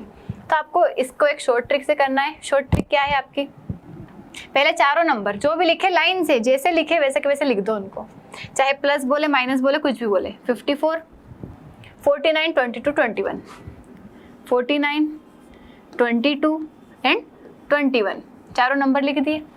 अब आपको क्या करना है, पहले दो नंबर का डिफरेंस, दूसरे दो नंबर का डिफरेंस, कितना हो रहा है इन दोनों का डिफरेंस 6, दूसरे दो नंबर का डिफरेंस 1, इसको लिख लेना है। ठीक है, अब क्या करना है आपको, इसका मल्टीप्लाई करना है। थोड़ा सा याद रखना पड़ेगा, इतना ज़्यादा टफ नहीं है। इसका पहले नंबर में, इसका तीसरे नंबर में, इसमें मल्टीप्लाई किया तो 54, 6 का 22 मल्टीप्लाई किया तो 132, 6 2 12, 2 कैरी 12, 132। अब इन दोनों का डिफरेंस कितना आ रहा है, इन दोनों का डिफरेंस कितना आ रहा है 54, हम इसमें से माइनस करेंगे। 54 माइनस किया तो इधर आएगा 46, 76, 78, कितना आया 78। और 6 और 1 का अंतर देखेंगे हम, इन दोनों का डिफरेंस कितना है, इन दोनों का डिफरेंस कितना है 5। कुछ मिस्टेक हो गई क्या, 22, 21, 50, 51, 50, 54, इधर 5 नंबर का अंतर है, 5 है यहाँ पे 5। अब देखिए 5 का अगर हम मल्टीप्लाई करते हैं 22 में तो क्या आएगा आपका 110, क्या आएगा 110। अगर आप माइनस करेंगे 54, इसमें से अगर हम माइनस करेंगे तो कितना बचेगा 46 और 10 56, कितना बचा आपका 56। इन दोनों का डिफरेंस कितना है 56, और इन दोनों नंबर जो हमने रेशो लिखे थे इन दोनों का अंतर कितना है 4। तो इस 56 को 4 से डिवाइड कर देना, वही आपकी x की वैल्यू रहेगी। वही क्या रहेगी आपकी x की वैल्यू रहेगी। 4 1 जा 4, 4 4 जा 16, तो x की वैल्यू कितनी आ गई आपकी 14। फिर से देख लेते एक बार, चारों नंबर को लाइन से लिखा, पहले दो नंबर का अंतर, दूसरे दो नंबर का अंतर, मतलब difference of first two number and difference of last two numbers, ये लिखा। इसका मल्टीप्लाई पहले नंबर में, इसका मल्टीप्लाई तीसरे नंबर में, जो भी इनका डिफरेंस आएगा, जो भी इनका डिफरेंस आएगा, माइनस माइनस नहीं लगाना, बड़ा छोटा कोई फर्क नहीं पड़ेगा, जो भी इनका डिफरेंस आएगा उसको ये जो रेशो बना इनके डिफरेंस से डिवाइड कर देना, वही आपकी x की वैल्यू रहेगी। x की वैल्यू आ गई कितनी 14। 14 को यहाँ पुट करते हैं, 14 8 जा 112 माइनस 25 अपॉन 14 7 जा कितना होता है 98 माइनस 26। 112 में से 25 गया तो 87, और 98 में से 26 गया तो 72। इसको हम क्या कर देंगे, डिवाइड कर देंगे। कौन सा टेबल जा रहा है 3 2 जा 6, 3 9 जा 27, 3 2 जा 6, 3 4 जा 12, 29 ratio 24। This is the answer. अभी और क्वेश्चन करेंगे तो और क्लैरिटी आ जाएगी। देखिए यहाँ भी बोला है x सब्ट्रैक्ट कर रहे हैं तो नंबर क्या बन रहा है आपका प्रोपोर्शन में बन रहा है, वही करना है हमें। 19, 27, 38 एंड 57, 38 एंड 57 लिखा। पहले क्या करना है, इन दोनों का अंतर 8 है रेशो, इन दोनों का अंतर 38 और 57 का अंतर 19, 48 58 एक कम है लेकिन 19। अब क्या करेंगे, इसका इसमें मल्टीप्लाई, 19 19 जा 171 माइनस 38 का 8 में करेंगे 304, 8 8 जा 64 के 4, कैरी 6, 8 3 जा 24, 16, 24 प्लस 6 304। इसको इसमें से माइनस करेंगे, जो भी आएगा उसको इससे डिवाइड करेंगे 11 से। पहले हम माइनस कर लेते हैं, 4 में से 1 गया तो 3, 10 में से 7 गया तो 3, इसने एक दे दिया था इसको, इसलिए 2 में से 1 गया तो 1। कुछ गलत कर दिया फिर से, नहीं।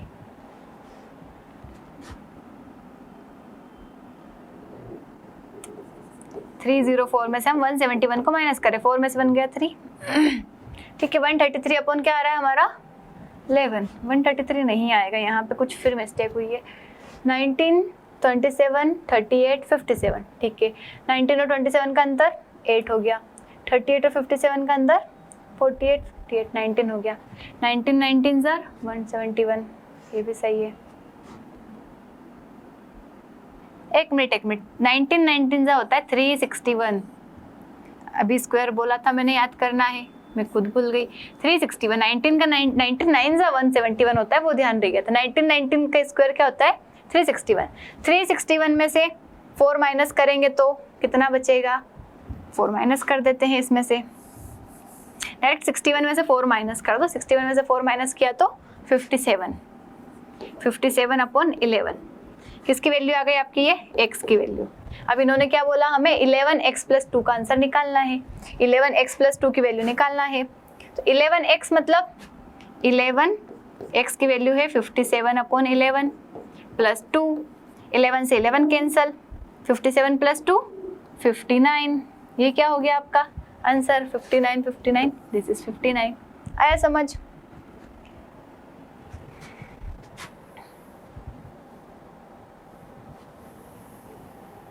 अब आपको क्या करना है? Next question.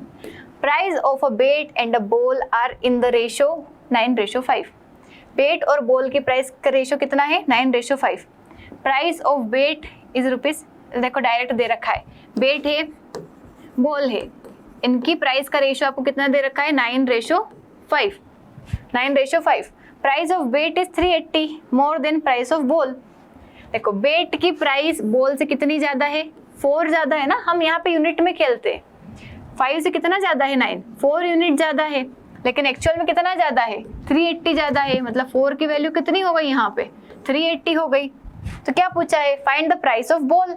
4 की वैल्यू 380 है, बॉल की वैल्यू कितनी है? 5। तो यहाँ से एक यूनिट की वैल्यू कितनी आ जाएगी? 4 9 ज़ा 36, 4 5 ज़ा 20। तो 5 यूनिट की वैल्यू कितनी आ जाएगी? मल्टीप्लाई कर दो, 475। कहाँ आंसर? ये रहा। ये आपको करना है, ठीक है। देखिए अब क्या होता है, आपको कभी ऐसा क्वेश्चन दे रखा है कि किसी भी नंबर का पहले रेशो था कुछ भी, ए रेशो भी, हमने यहाँ पे कुछ जोड़ा कुछ घटाया, कुछ भी हो सकता है, सेम नंबर जोड़ा घटाया, हो सकता है एक नंबर प्लस किया एक नंबर माइनस किया, हो सकता है अलग अलग नंबर प्लस किया, कुछ भी हो, लेकिन कुछ इनिशियल रेशो था आपके पास जिसमें हमने कुछ चेंज किया, मतलब एग्जैक्ट वैल्यू दे रखी रहेगी कि हमने इसमें जैसे 12 बढ़ाया तो कुछ रेशो आपका चेंज होके सी रेशो डी हो गया। तो ऐसे वाले क्वेश्चंस में हम कौन सा कॉन्सेप्ट लगाते हैं? Cross multiplication. कौन सा लगाते हैं? Cross multiplication. पहले देखते हैं हम क्या होता है। दो नंबर्स का रेशो गिवन है आपको 4:9। क्या गिवन है? 4:9। 4:9। दो नंबर मान लिए हमने ए और बी। एक ए और बी का रेशो कितना है? 4:9। दोनों नंबर को हमने इंक्रीज किया 12 से, तो रेशो बन गया 11:21। तो आपको इनिशियल रेशो और फाइनल रेशो को यहीं लिख देना है, जो पहले था और जो बाद में ये हो गया 11:21। इनिशियल था, फाइनल हो गया, काई पे हुआ? 12 ऐड करने पे हुआ। तो आपको यहाँ पे नीचे लिखना है इसको। ये क्रॉस मल्टीप्लिकेशन मेथड है, इसको ध्यान रखिएगा। इनिशियल रेशो, फाइनल रेशो, काई से बना फाइनल रेशो, ये ऐड करने पे, तो उसको नीचे लिख देना है। अब क्रॉस मल्टीप्लिकेशन है, मतलब इसका इसमें मल्टीप्लाई करो, इसका इसमें मल्टीप्लाई करो, इसमें जो मल्टीप्लाई आएगा इन दोनों का डिफरेंस, 21 4 ज़ार 84, 11 9 ज़ा 99, इन दोनों का डिफरेंस कितना हुआ? 15। कितना हुआ इन दोनों का डिफरेंस? 15। इसकी वैल्यू लिखना है हमें, इधर का इधर मल्टीप्लाई, इधर का इधर मल्टीप्लाई, 12 11 ज़ा और 12 21 ज़ा। आपको क्या करना है, जब नंबर सेम हो ना, बस इसका अंतर देखना है। कितने नंबर का अंतर है 11 और 21 में? 10 नंबर का। 10 का इसमें मल्टीप्लाई कर देना है, मतलब 10 × 20, 10 × 12 120। 15 की वैल्यू क्या हो गई आपकी? 120। तो एक यूनिट की वैल्यू कितनी हो जाएगी यहाँ से? 15 8 ज़ा 120। 15 8 ज़ा 120। क्वेश्चन क्या पूछा है? Sum of original number. Original number क्या थे हमारे? 9 और 4। सम कितना होगा? 13। तो 13, एक यूनिट की वैल्यू 8 है, 13 की वैल्यू 13 8 ज़ा 104। कितना हो गया? 104। This is the answer. आया समझ? Then two numbers are in the ratio 29:20। अब क्या है, हमारे दो नंबर्स यहाँ पे गिवन है 29:20। ऑन डिमिनिशिंग, मतलब हम डिक्रीज कर रहे हैं नंबर बाई 420, मतलब both the number we will decrease by 420। तो क्या मिलेगा हमें? The ratio become 17:11। Initial ratio है हमारे पास 29:20, ठीक है, ए और बी दो नंबर मान लिए। फाइनल रेशियो कितना आया हमारे पास? 17:11। फाइनल रेशियो कितना आया? 17:11। काई पे आया ये? जब हमने डिमिनिश किया, डिक्रीज किया बोथ द नंबर बाय 420, -420, इधर भी -420। अब आप देख लो क्या करना है, क्रॉस मल्टीप्लाई, इधर का इधर मल्टीप्लाई करोगे, इधर का इधर मल्टीप्लाई करोगे, जो भी नंबर आएगा माइनस कर देना है, इधर का इधर मल्टीप्लाई माइनस इधर का इधर। उसको किसके बराबर लिखना है? इधर का इधर। माइनस से कोई फर्क नहीं पड़ता है अगर दोनों नंबर सेम है तो।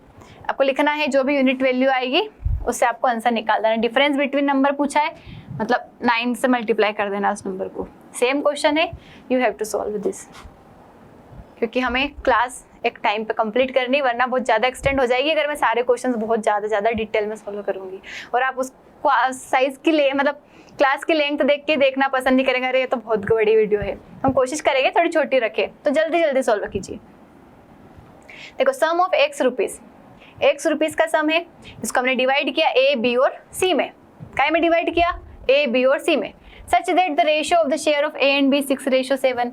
a, b, c तीन नंबर है, a और b का रेशियो है 6:7, b और c का रेशियो है 3:2। तो तीनों का कैसे निकाल लेंगे, अभी बताया था इस तरीके से, 18, 21 और 7 2 14। ये अब मैंने सिखा दिया, बार बार नहीं बताऊंगी। If the difference the share of a and c, a और c के शेयर का डिफरेंस, कितना डिफरेंस है 18 और 4 में? 4 यूनिट का। डिफरेंस कितना है a और c का? 540। हमारे अकॉर्डिंग 4 है, क्वेश्चन के अकॉर्डिंग 540 है। तो एक यूनिट की वैल्यू कितनी आ जाएगी? डिवाइड कर दो, 5 1 जा 5, 5 3 जा 12, सॉरी मैं 5 बोल रही हूँ, देखो माइंड मेरा। 4 1 जा 4, 4 3 जा 12, 4 5 जा 20। एक यूनिट की वैल्यू कितनी आ गई? 135। वैल्यू ऑफ x की वैल्यू पूछिए। x क्या था हमारा? तीनों का शेयर, a, b और c का सम। x क्या था? a, b और c का सम, एक b और c का सम, मतलब 18 + 14 कितना हो गया? 32। 32 + 21, 42, 52, 53। तो 53 का इसमें हमें मल्टीप्लाई कर देना है। 135 में हमें क्या कर देना है? 53 का मल्टीप्लाई कर देना। जो भी आंसर आएगा इसमें मिला लेना आप। देखिए 5 3 जा 15, आखिरी में 5 आना चाहिए हमारा क्वेश्चन में। आखिरी में 5 यहाँ भी है, यहाँ भी है, हमें सॉल्व करना पड़ेगा यहाँ, तो कर लेते हैं। 3 5 जा 15, 5 के 9 10 के 0 के 3 1 जा 3, 4 0 5 5 5 जा 25, 5 5 जा 15 6 कितना आएगा? ये 5 5, आखिरी में 5 5 कहाँ आ रहा है? ये रहा आंसर। ठीक है, पूरा करने की जरूरत नहीं अगर आंसर आ जाता है तो। कब ये वाला क्वेश्चन देखते हैं हम। देखिए, cost of a piece of diamond varies with the square of its weight. मतलब किसी डायमंड की कॉस्ट जो है वो डायरेक्टली प्रोपोर्शनल है, मतलब वेरी कर रही है उसके वेट के स्क्वायर के साथ, उसके वेट के स्क्वायर के साथ। A diamond is of rupees 6084, value is cut into 3 pieces whose weights are in the ratio। देखो एक डायमंड था, पहले कोई उसकी वैल्यू थी, उसको 3 रेशियो में हमने डिवाइड कर दिया। क्या? 3:2:1। मतलब ओरिजिनल डायमंड कितना था वो? 3 4 5 6। ओरिजिनल डायमंड 6 था, टूट गया, टूटने पे 3 टुकड़े हो गए, 3 2 और 1 रेशियो में हो गया। इतना समझ आया? अब क्या बोला है? Find the loss involved in the cutting. अब देखो हमने बोला कि डायमंड जो है उसकी कॉस्ट जो रहेगी उसके वेट के स्क्वायर के बराबर रहेगी। मतलब पहले वेट उसका 6 था तो 6 का स्क्वायर 36। पहले उसकी प्राइस कितनी थी? 36। अब उसकी प्राइस कितनी हो गई? देखो अब 3 अलग अलग टुकड़े हो गए। इसका वेट का स्क्वायर 9, इसका वेट का स्क्वायर 4, इसका वेट का स्क्वायर 1। ओवरऑल कितना हो गया? 9 + 1 10 + 4 14। अब कितना हो गया? 14। मतलब पहले जो डायमंड 36 रुपए में मिल रहा था, अब कितने रुपए मिल रहा है? 14 रुपए में। कितने कम हो गए यहाँ पे? कितने कम हो गए यहाँ पे? 22 कम हो गए। 6 - 2 4, 3 - 2 1। 22 क्या हो गए? कम हो गए। क्वेश्चन में देखते हैं पूछा क्या है। पहले उसकी जो वैल्यू थी, मतलब 36 यूनिट की क्या वैल्यू थी हमारी? 6084। 36 यूनिट की क्या वैल्यू थी हमारी?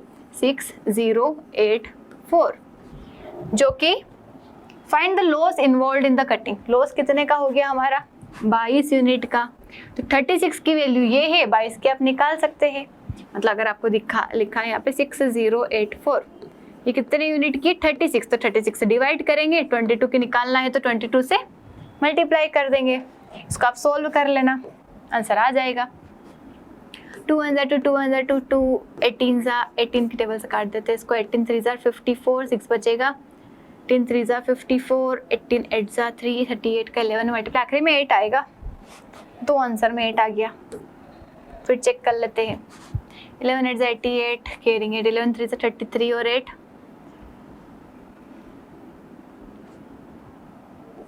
आखिरी में 18 आएगा। 18 कहाँ है? ये वाला आंसर रहेगा। ठीक है, अब देखिए ये वाला question you have to solve, same question है इसके जैसा ही, इसी तरीके से करना है आपको, सॉल्यूशन आ जाएगा। Now income of A and B are in the ratio 6:11, ratio of their expenditure is, देखो ये भी उसी जैसा है हमारा क्रॉस मल्टीप्लिकेशन जैसा, बस वैल्यू यहाँ पे चेंज कर दी है। 9115, वहाँ पे एक जैसी वैल्यू थी, यहाँ पे अलग है। पूछा क्या है आपसे? एक्सपेंडिचर। एक्सपेंडिचर पूछा है तो हमें एक्सपेंडिचर के रेशियो को ऊपर रखना है। एक्सपेंडिचर के रेशियो को क्या रखना है? ऊपर रखना है। एक्सपेंडिचर का रेशियो कितना है? 1:2। देखो एक्सपेंडिचर में हम सेविंग जोड़ेंगे तभी तो हमारी इनकम आएगी ना। एक्सपेंडिचर में सेविंग जोड़ेंगे तभी तो इनकम आएगी। और इनकम का रेशियो कितना है? 6:11। मतलब इनिशियल वैल्यू, फाइनल वैल्यू, उसमें बीच में कुछ जोड़ा। क्या जोड़ा? सेविंग। कितनी है? इधर 9000 और इधर 11500। आपको क्रॉस मल्टीप्लाई करना है। 11 का 1 में 11, 6 2 12। अंतर कितना आया? 1 यूनिट का, जो कि किसके बराबर रहेगा? इसके इधर मल्टीप्लाई करो, इसके इधर करो।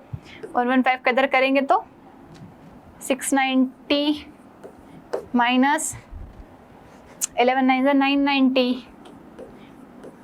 और पीछे 2 0 है। यहाँ पे कितना आ जाएगा आपका? 30000।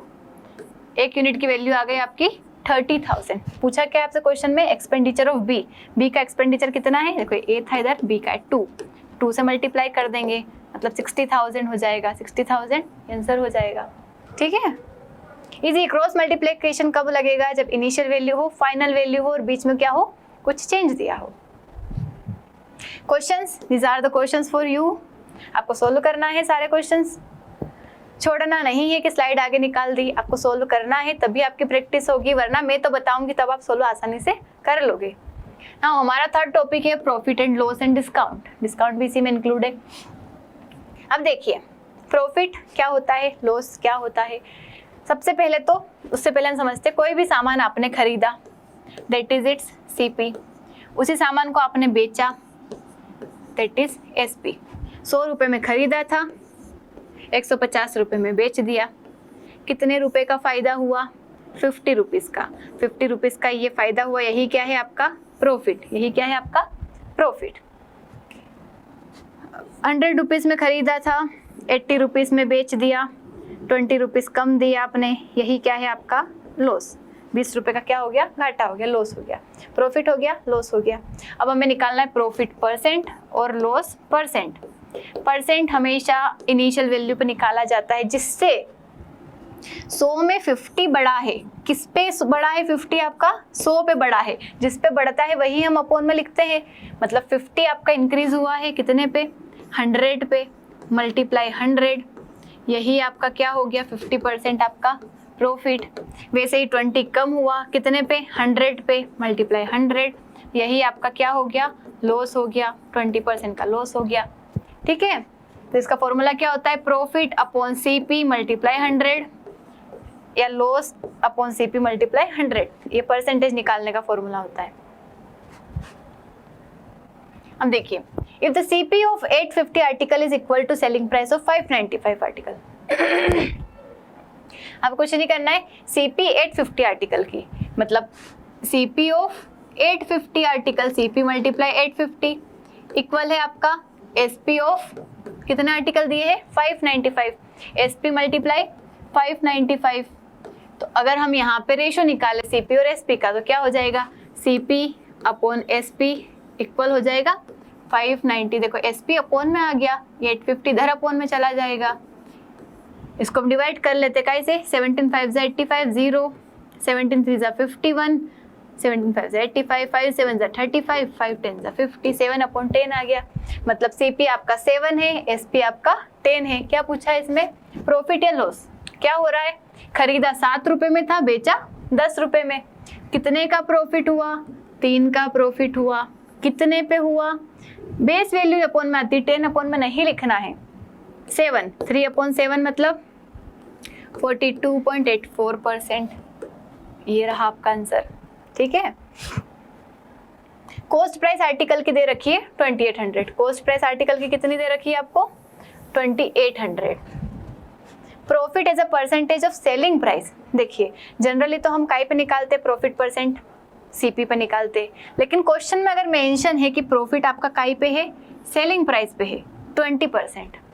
20% सबसे पहले 20% मतलब 1/5।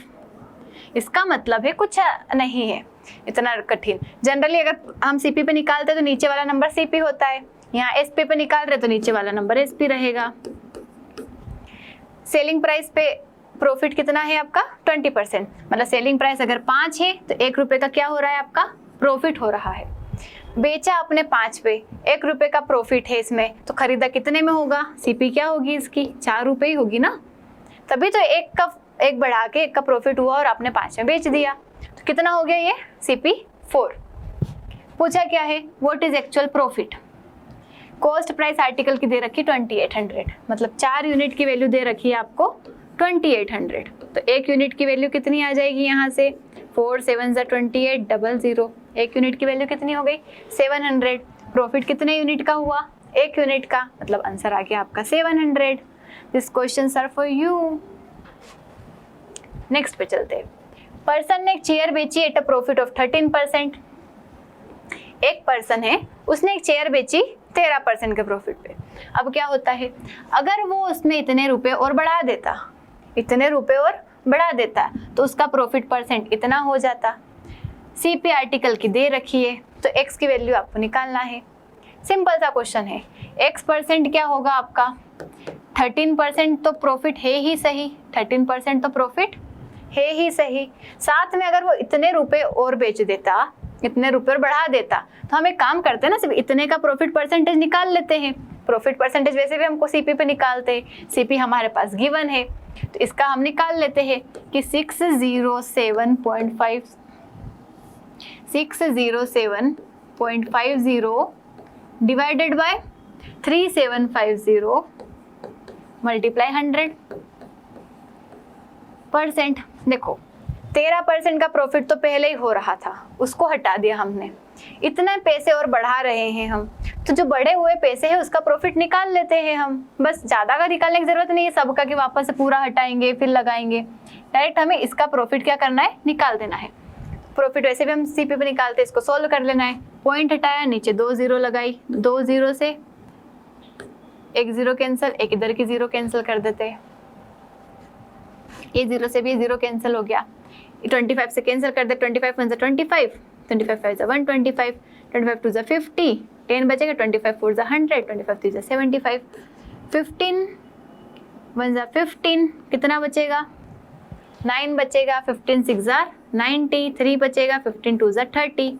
देखो 13% तो आगे था ही सही, 16.2%। मतलब ये जो नंबर बढ़ाया है ना हमने, नंबर उसका जो रुपए हमने बढ़ाए हैं उसका प्रॉफिट है। 13% तो पहले ही था, उसका और प्रॉफिट निकाल दिया 16.2, तो ओवरऑल प्रॉफिट कितना हो जाएगा, X की वैल्यू 29.2%। यही हमारा आंसर है। कहाँ है जिसका आंसर आया समझ। देखो नेक्स्ट क्या क्वेश्चन दे रखा है आपको। A man bought an article and sold it at a gain of 10%. If he had bought the article at 20% less and sold it for 1000 more। देखो इस तरीके का अगर क्वेश्चन दे रखा है कि एक आर्टिकल इतने से इतने प्रॉफिट पे बेचा, अगर इतने कम में खरीदता है, इतने ज़्यादा में खरीदता और इतने ज़्यादा में बेचता तो उसका इतना % प्रॉफिट होता। तो इस क्वेश्चन को हमेशा आपको 100 मान के ही करना है।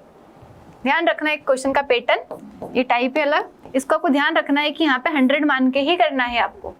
हमने CP लिखा, SP लिखा, देखो सिंपल हो जाएगा अगर हम ऐसे 100 मान के करेंगे। सबसे पहले मैंने खरीदा article and sold it at a gain of 10%, 10% के गेन पे बेचा, मतलब 100 रुपए में खरीदा था, 100 रुपए पे 10 रुपए का फायदा हुआ, मतलब 110 में उसने बेच दिया 110 में। इतना समझ आया? Then if he had bought the article at 20% less, 20% less मतलब खरीदता अगर 20% कम में, मतलब 100 का 20% मतलब 20 कम में खरीदा मतलब 80 में खरीदा। अगर उसने 80 में खरीदा और 1000 रुपीज ज्यादा में बेचा तो उसको कितना प्रॉफिट हुआ? 40% प्रॉफिट हुआ। यहाँ पे उसको कितना परसेंट प्रॉफिट हो रहा है? 40%। 80 का 40% कितना होता है? 32। 80 का 40% कितना होता है? 32। 32 ज्यादा में बेचेगा मतलब 112 में बेचा। आपको निकालना है 80 का 40% कैसे निकालेंगे? 80 मल्टीप्लाई 40 अपॉन में 100, 2 जीरो से 2 जीरो कैंसिल, 32। 80 पे इतने का प्रॉफिट हुआ। लेकिन बीच की एक लाइन जो हमने छोड़ी है, सोल्ड इट फॉर 1000 मोर। देखो पहले कितने में बेच रहा था वो? 110 में। अभी कितने में बेच रहा है? 112 में। कितने यूनिट ज्यादा में बेच रहा है? 2 यूनिट ज्यादा। 2 यूनिट की वैल्यू कितनी है यहाँ? असली में 1000। ये तो हमारे यूनिट है। 2 यूनिट ज्यादा में बेच रहा है मतलब 1000 ज्यादा में बेच रहा है, तो 1 यूनिट की वैल्यू कितनी हो गई यहाँ पे? 500। क्या हो गई? 500। तो क्या पूछिए? Earlier selling price of article. देखो बाद की पूछता तो इसमें मल्टीप्लाई कर देते, अर्लियर पूछिए तो इसमें मल्टीप्लाई कर देंगे। 500 का 1100 मल्टीप्लाई करेंगे तो पहले तो 3 जीरो है, 3 जीरो लिख दी, 11 5 जा 55, 55000। This is the answer. आया समझ? उसके बाद a man earns a profit of 20% by selling a calculator for a certain price। आपको कोशिश करना है सोल्व करने की, जो भी मैं क्वेश्चन शो करती हूँ। Man earns a profit of 20% by selling a calculator for certain price. Sales से देखो कोई भी सीपी है, एसपी है, एक मैन है जो सेल कर रहा है कैलकुलेटर को 20% प्रॉफिट पे। कितने पे? 20% प्रॉफिट पे, मतलब 120 पे। अगर सेलिंग प्राइस को डबल कर दे, सेलिंग प्राइस को वो डबल कर दे, डबल कर दिया तो उसको कितना प्रॉफिट होगा? 100 पे जितना ज्यादा वही आपका परसेंटेज प्रॉफिट है। 100 पे कितना ज्यादा? 140 ज्यादा, 140% आपका आंसर है। ये हो गया। After selling 132 mangoes a seller losses the CP of 12 mangoes. देखो इन क्वेश्चन में आपको ध्यान रखना है कि इतने बेचने के बाद सीपी पे लॉस हो रहा है या एसपी पे लॉस हो रहा है। अगर सीपी पे लॉस हो रहा है, काय पे लॉस हो रहा है? सीपी पे। देखो आपने ₹1 में खरीदा था, है ना, मतलब एक मैंगो 1 रुपए में खरीदा था, तो 132 मैंगो 132 में खरीदे, 132 पे 12 मैंगो का लॉस हो गया, तो लॉस अपॉन सीपी मल्टीप्लाई 100, यही करते हैं हम। 12 1 12, 1 अपॉन 11 मतलब 9.09% का क्या हो गया? आपका लॉस हो गया। 9.09% का क्या हो गया? लॉस हो गया। यहाँ तो इजी निकल गया। अब देखो यहाँ भी लॉस ही निकालना है। कितने सेल किए आपने? 63 आर्टिकल, मतलब एसपी 1 रुपया, एक मतलब मैंगो अगर 1 रुपए का है, 63 मैंगो आपने कितने रुपए में बेचे? 63 रुपीज में बेचे। लॉस कितना हो रहा है आपका? 9 आर्टिकल की एसपी पे लॉस हो रहा है। लॉस तो 9 का ही हो रहा है, लेकिन काय पे? एसपी पे। मतलब एसपी ऑलरेडी आपके 9 आर्टिकल कम करके लिखा हुआ है। जो आपने बेचा है ना यहाँ पे, इसमें 9 रुपए का आपका लॉस हो चुका है। अगर 1 रुपए में आपने बेचा है तो उसमें 9 रुपए का लॉस हो चुका है। मतलब खरीदा कितने में होगा आपने? 9, इसमें बढ़ा देते हैं, मतलब 72 में खरीदा होगा, तभी तो 9 का लॉस हुआ और आपने 63 में बेचा। अगर एसपी पे बोले तो आपको क्या कर देना है? इसमें से जो लॉस हुआ है इसको बढ़ा देना है। 72 का लॉस हुआ, कितने का लॉस हुआ? 9 का। कितने पे? 72 पे, क्योंकि हम निकालते सीपी पे ही है। प्रॉफिट हुआ लॉस तो निकलता सीपी पे ही है। 9 8 जा 72, 1 अपॉन 8 मतलब 12.5%। ये आपका आंसर है। ठीक है, नेक्स्ट क्वेश्चन पे चलते हैं। These are the questions for you. यहाँ पे किस पे लॉस हो रहा है? 12 metre of selling price the trader. Gain हो रहा है 12 metre of selling price, plus हो रहा है सेलिंग प्राइस पे, प्रॉफिट हो रहा है, तो आप क्या कर दोगे? जो प्राइस है उसमें से माइनस कर दोगे, क्योंकि सेलिंग प्राइस पे आपका प्रॉफिट हो रहा है तो आप माइनस करोगे। सेलिंग प्राइस पे लॉस हो रहा है, जैसे मैंने बोला कि मैंने 63 में बेचा और यहाँ मुझे 9 रुपए का लॉस हो रहा था, तो हमने क्या कर दिया? सीपी में 9 रुपए बढ़ा दिए, क्योंकि लॉस हो रहा था तभी तो 9 रुपए कम करके बेचा होगा। अगर आपको गेन हो रहा है 12 का, गेन हो रहा है 12 का मतलब आपने 45 में बेचा और यहाँ पे आपको 12 क्या हो रहे हैं, गेन हो रहे हैं, मतलब आपने 12 कम में खरीदा होगा, मतलब 33 में खरीदा होगा, तो 12 का गेन हो रहा है आपके 33 पे। 3 4 12, 3 बन जाता है, 3 1 3, 1/11 कितना होता है 9.09, 4/11 36.36। मैंने सोल्व कर दिया, लेकिन आपको करना था ये, वापस से करना है इसको और इसको। देखो सेम सीपी, अब कुछ कॉन्सेप्ट से, जैसे सेम सीपी, अगर आपको किसी प्रोडक्ट की कॉस्ट प्राइस क्या दे रखी हो, सेम दे रखी हो, जैसे यहाँ बोला उसने 2 आर्टिकल खरीदे और दोनों 3050 में खरीदे, क्या करा उसने, 2 आर्टिकल खरीदे और दोनों 3050 में खरीदे। ये सोल्ड 1 आर्टिकल एट 30% प्रॉफिट और अनदर एट 20% प्रॉफिट। देखिए 3050 पे खरीदे मतलब एक आर्टिकल होगा, इसकी सीपी भी क्या है 3050, दूसरा आर्टिकल की भी 3050, एक पे 13% का प्रॉफिट हो रहा है, दूसरे पे 25% का प्रॉफिट हो रहा है, तो बताओ ओवरऑल कितना प्रॉफिट होगा। तो इस क्वेश्चन में हम यूज करेंगे मेथड डेविएशन। वैसे तो यहाँ पे इजी सा हो जाएगा, लेकिन मैं डेविएशन आपको सिखाना चाहती हूँ ताकि आगे वाले क्वेश्चन में आपको इजी रहे। देखो 3050 1 कैंसिल कर दें, दोनों को रेशो बना देते 1:1। एक समझ लो कि 1 रुपये पे 13% का फायदा हुआ, मतलब 13%, फिर 1 रुपये पे 25% का फायदा हुआ, 25%, डिवाइडेड बाय कितने, ओवरऑल कितने रुपए थे हमारे पास, 2 रुपये। 25 + 13 कितना होगा 38 डिवाइडेड बाय 2, दैट इज 19% का ओवरऑल प्रॉफिट हुआ। या फिर ऐसे क्वेश्चन में आप डायरेक्ट एवरेज निकाल सकते हैं। एवरेज क्या होता है, दोनों नंबर को ऐड करके डिवाइड कर दिया 2 से, 3 नंबर होते तो तीनों नंबर को ऐड करके डिवाइड कर दिया 3 से, 4 नंबर होते तो चारों नंबर को ऐड करके डिवाइड कर दिया 4 से, दैट इज एवरेज। वही करना है, 13 + 25 38, 38 डिवाइड बाय 2 19%। लेकिन ये मेथड मैंने इसलिए बताई आपको क्योंकि आगे काम आएगी, जहाँ पे यहाँ पे वैल्यू अलग अलग रहेगी, जैसे 3 रहेगा 4 रहेगा, इसका मल्टीप्लाई 3 में करेंगे, इसका मल्टीप्लाई 4 में करेंगे और डिवाइड करेंगे 3 + 4 7 से। ये इसको डेविएशन मेथड भी कहते हैं हम।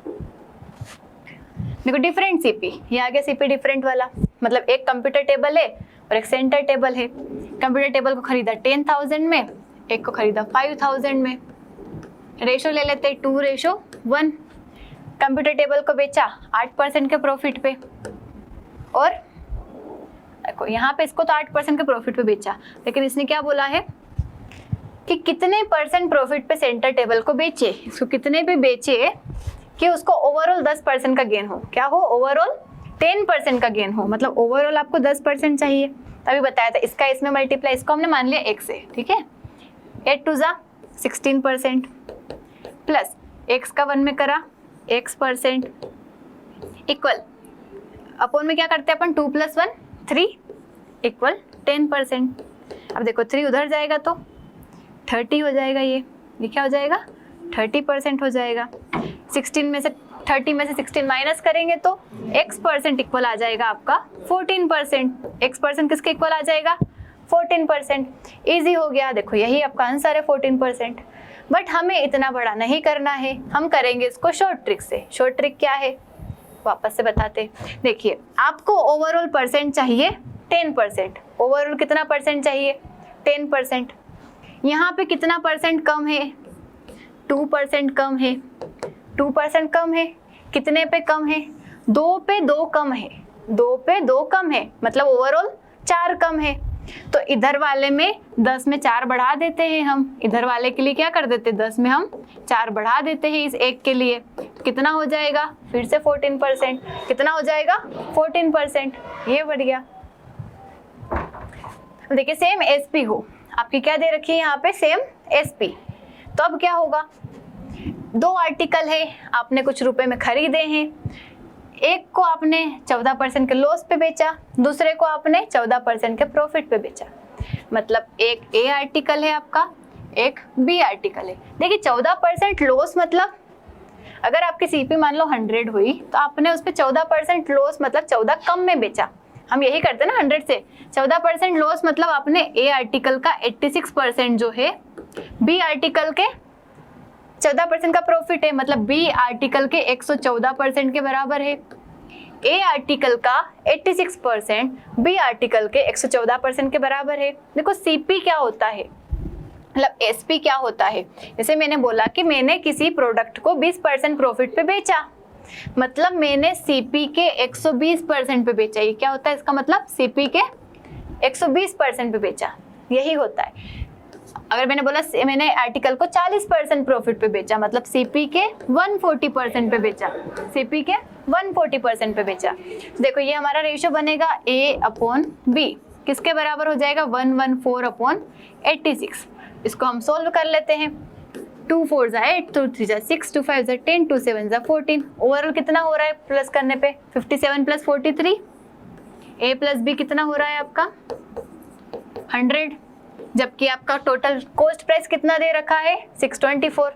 ओवरऑल कॉस्ट प्राइस कितना दे रखा है 624, मतलब एक यूनिट की वैल्यू हो गई आपकी 624 डिवाइडेड बाय 100।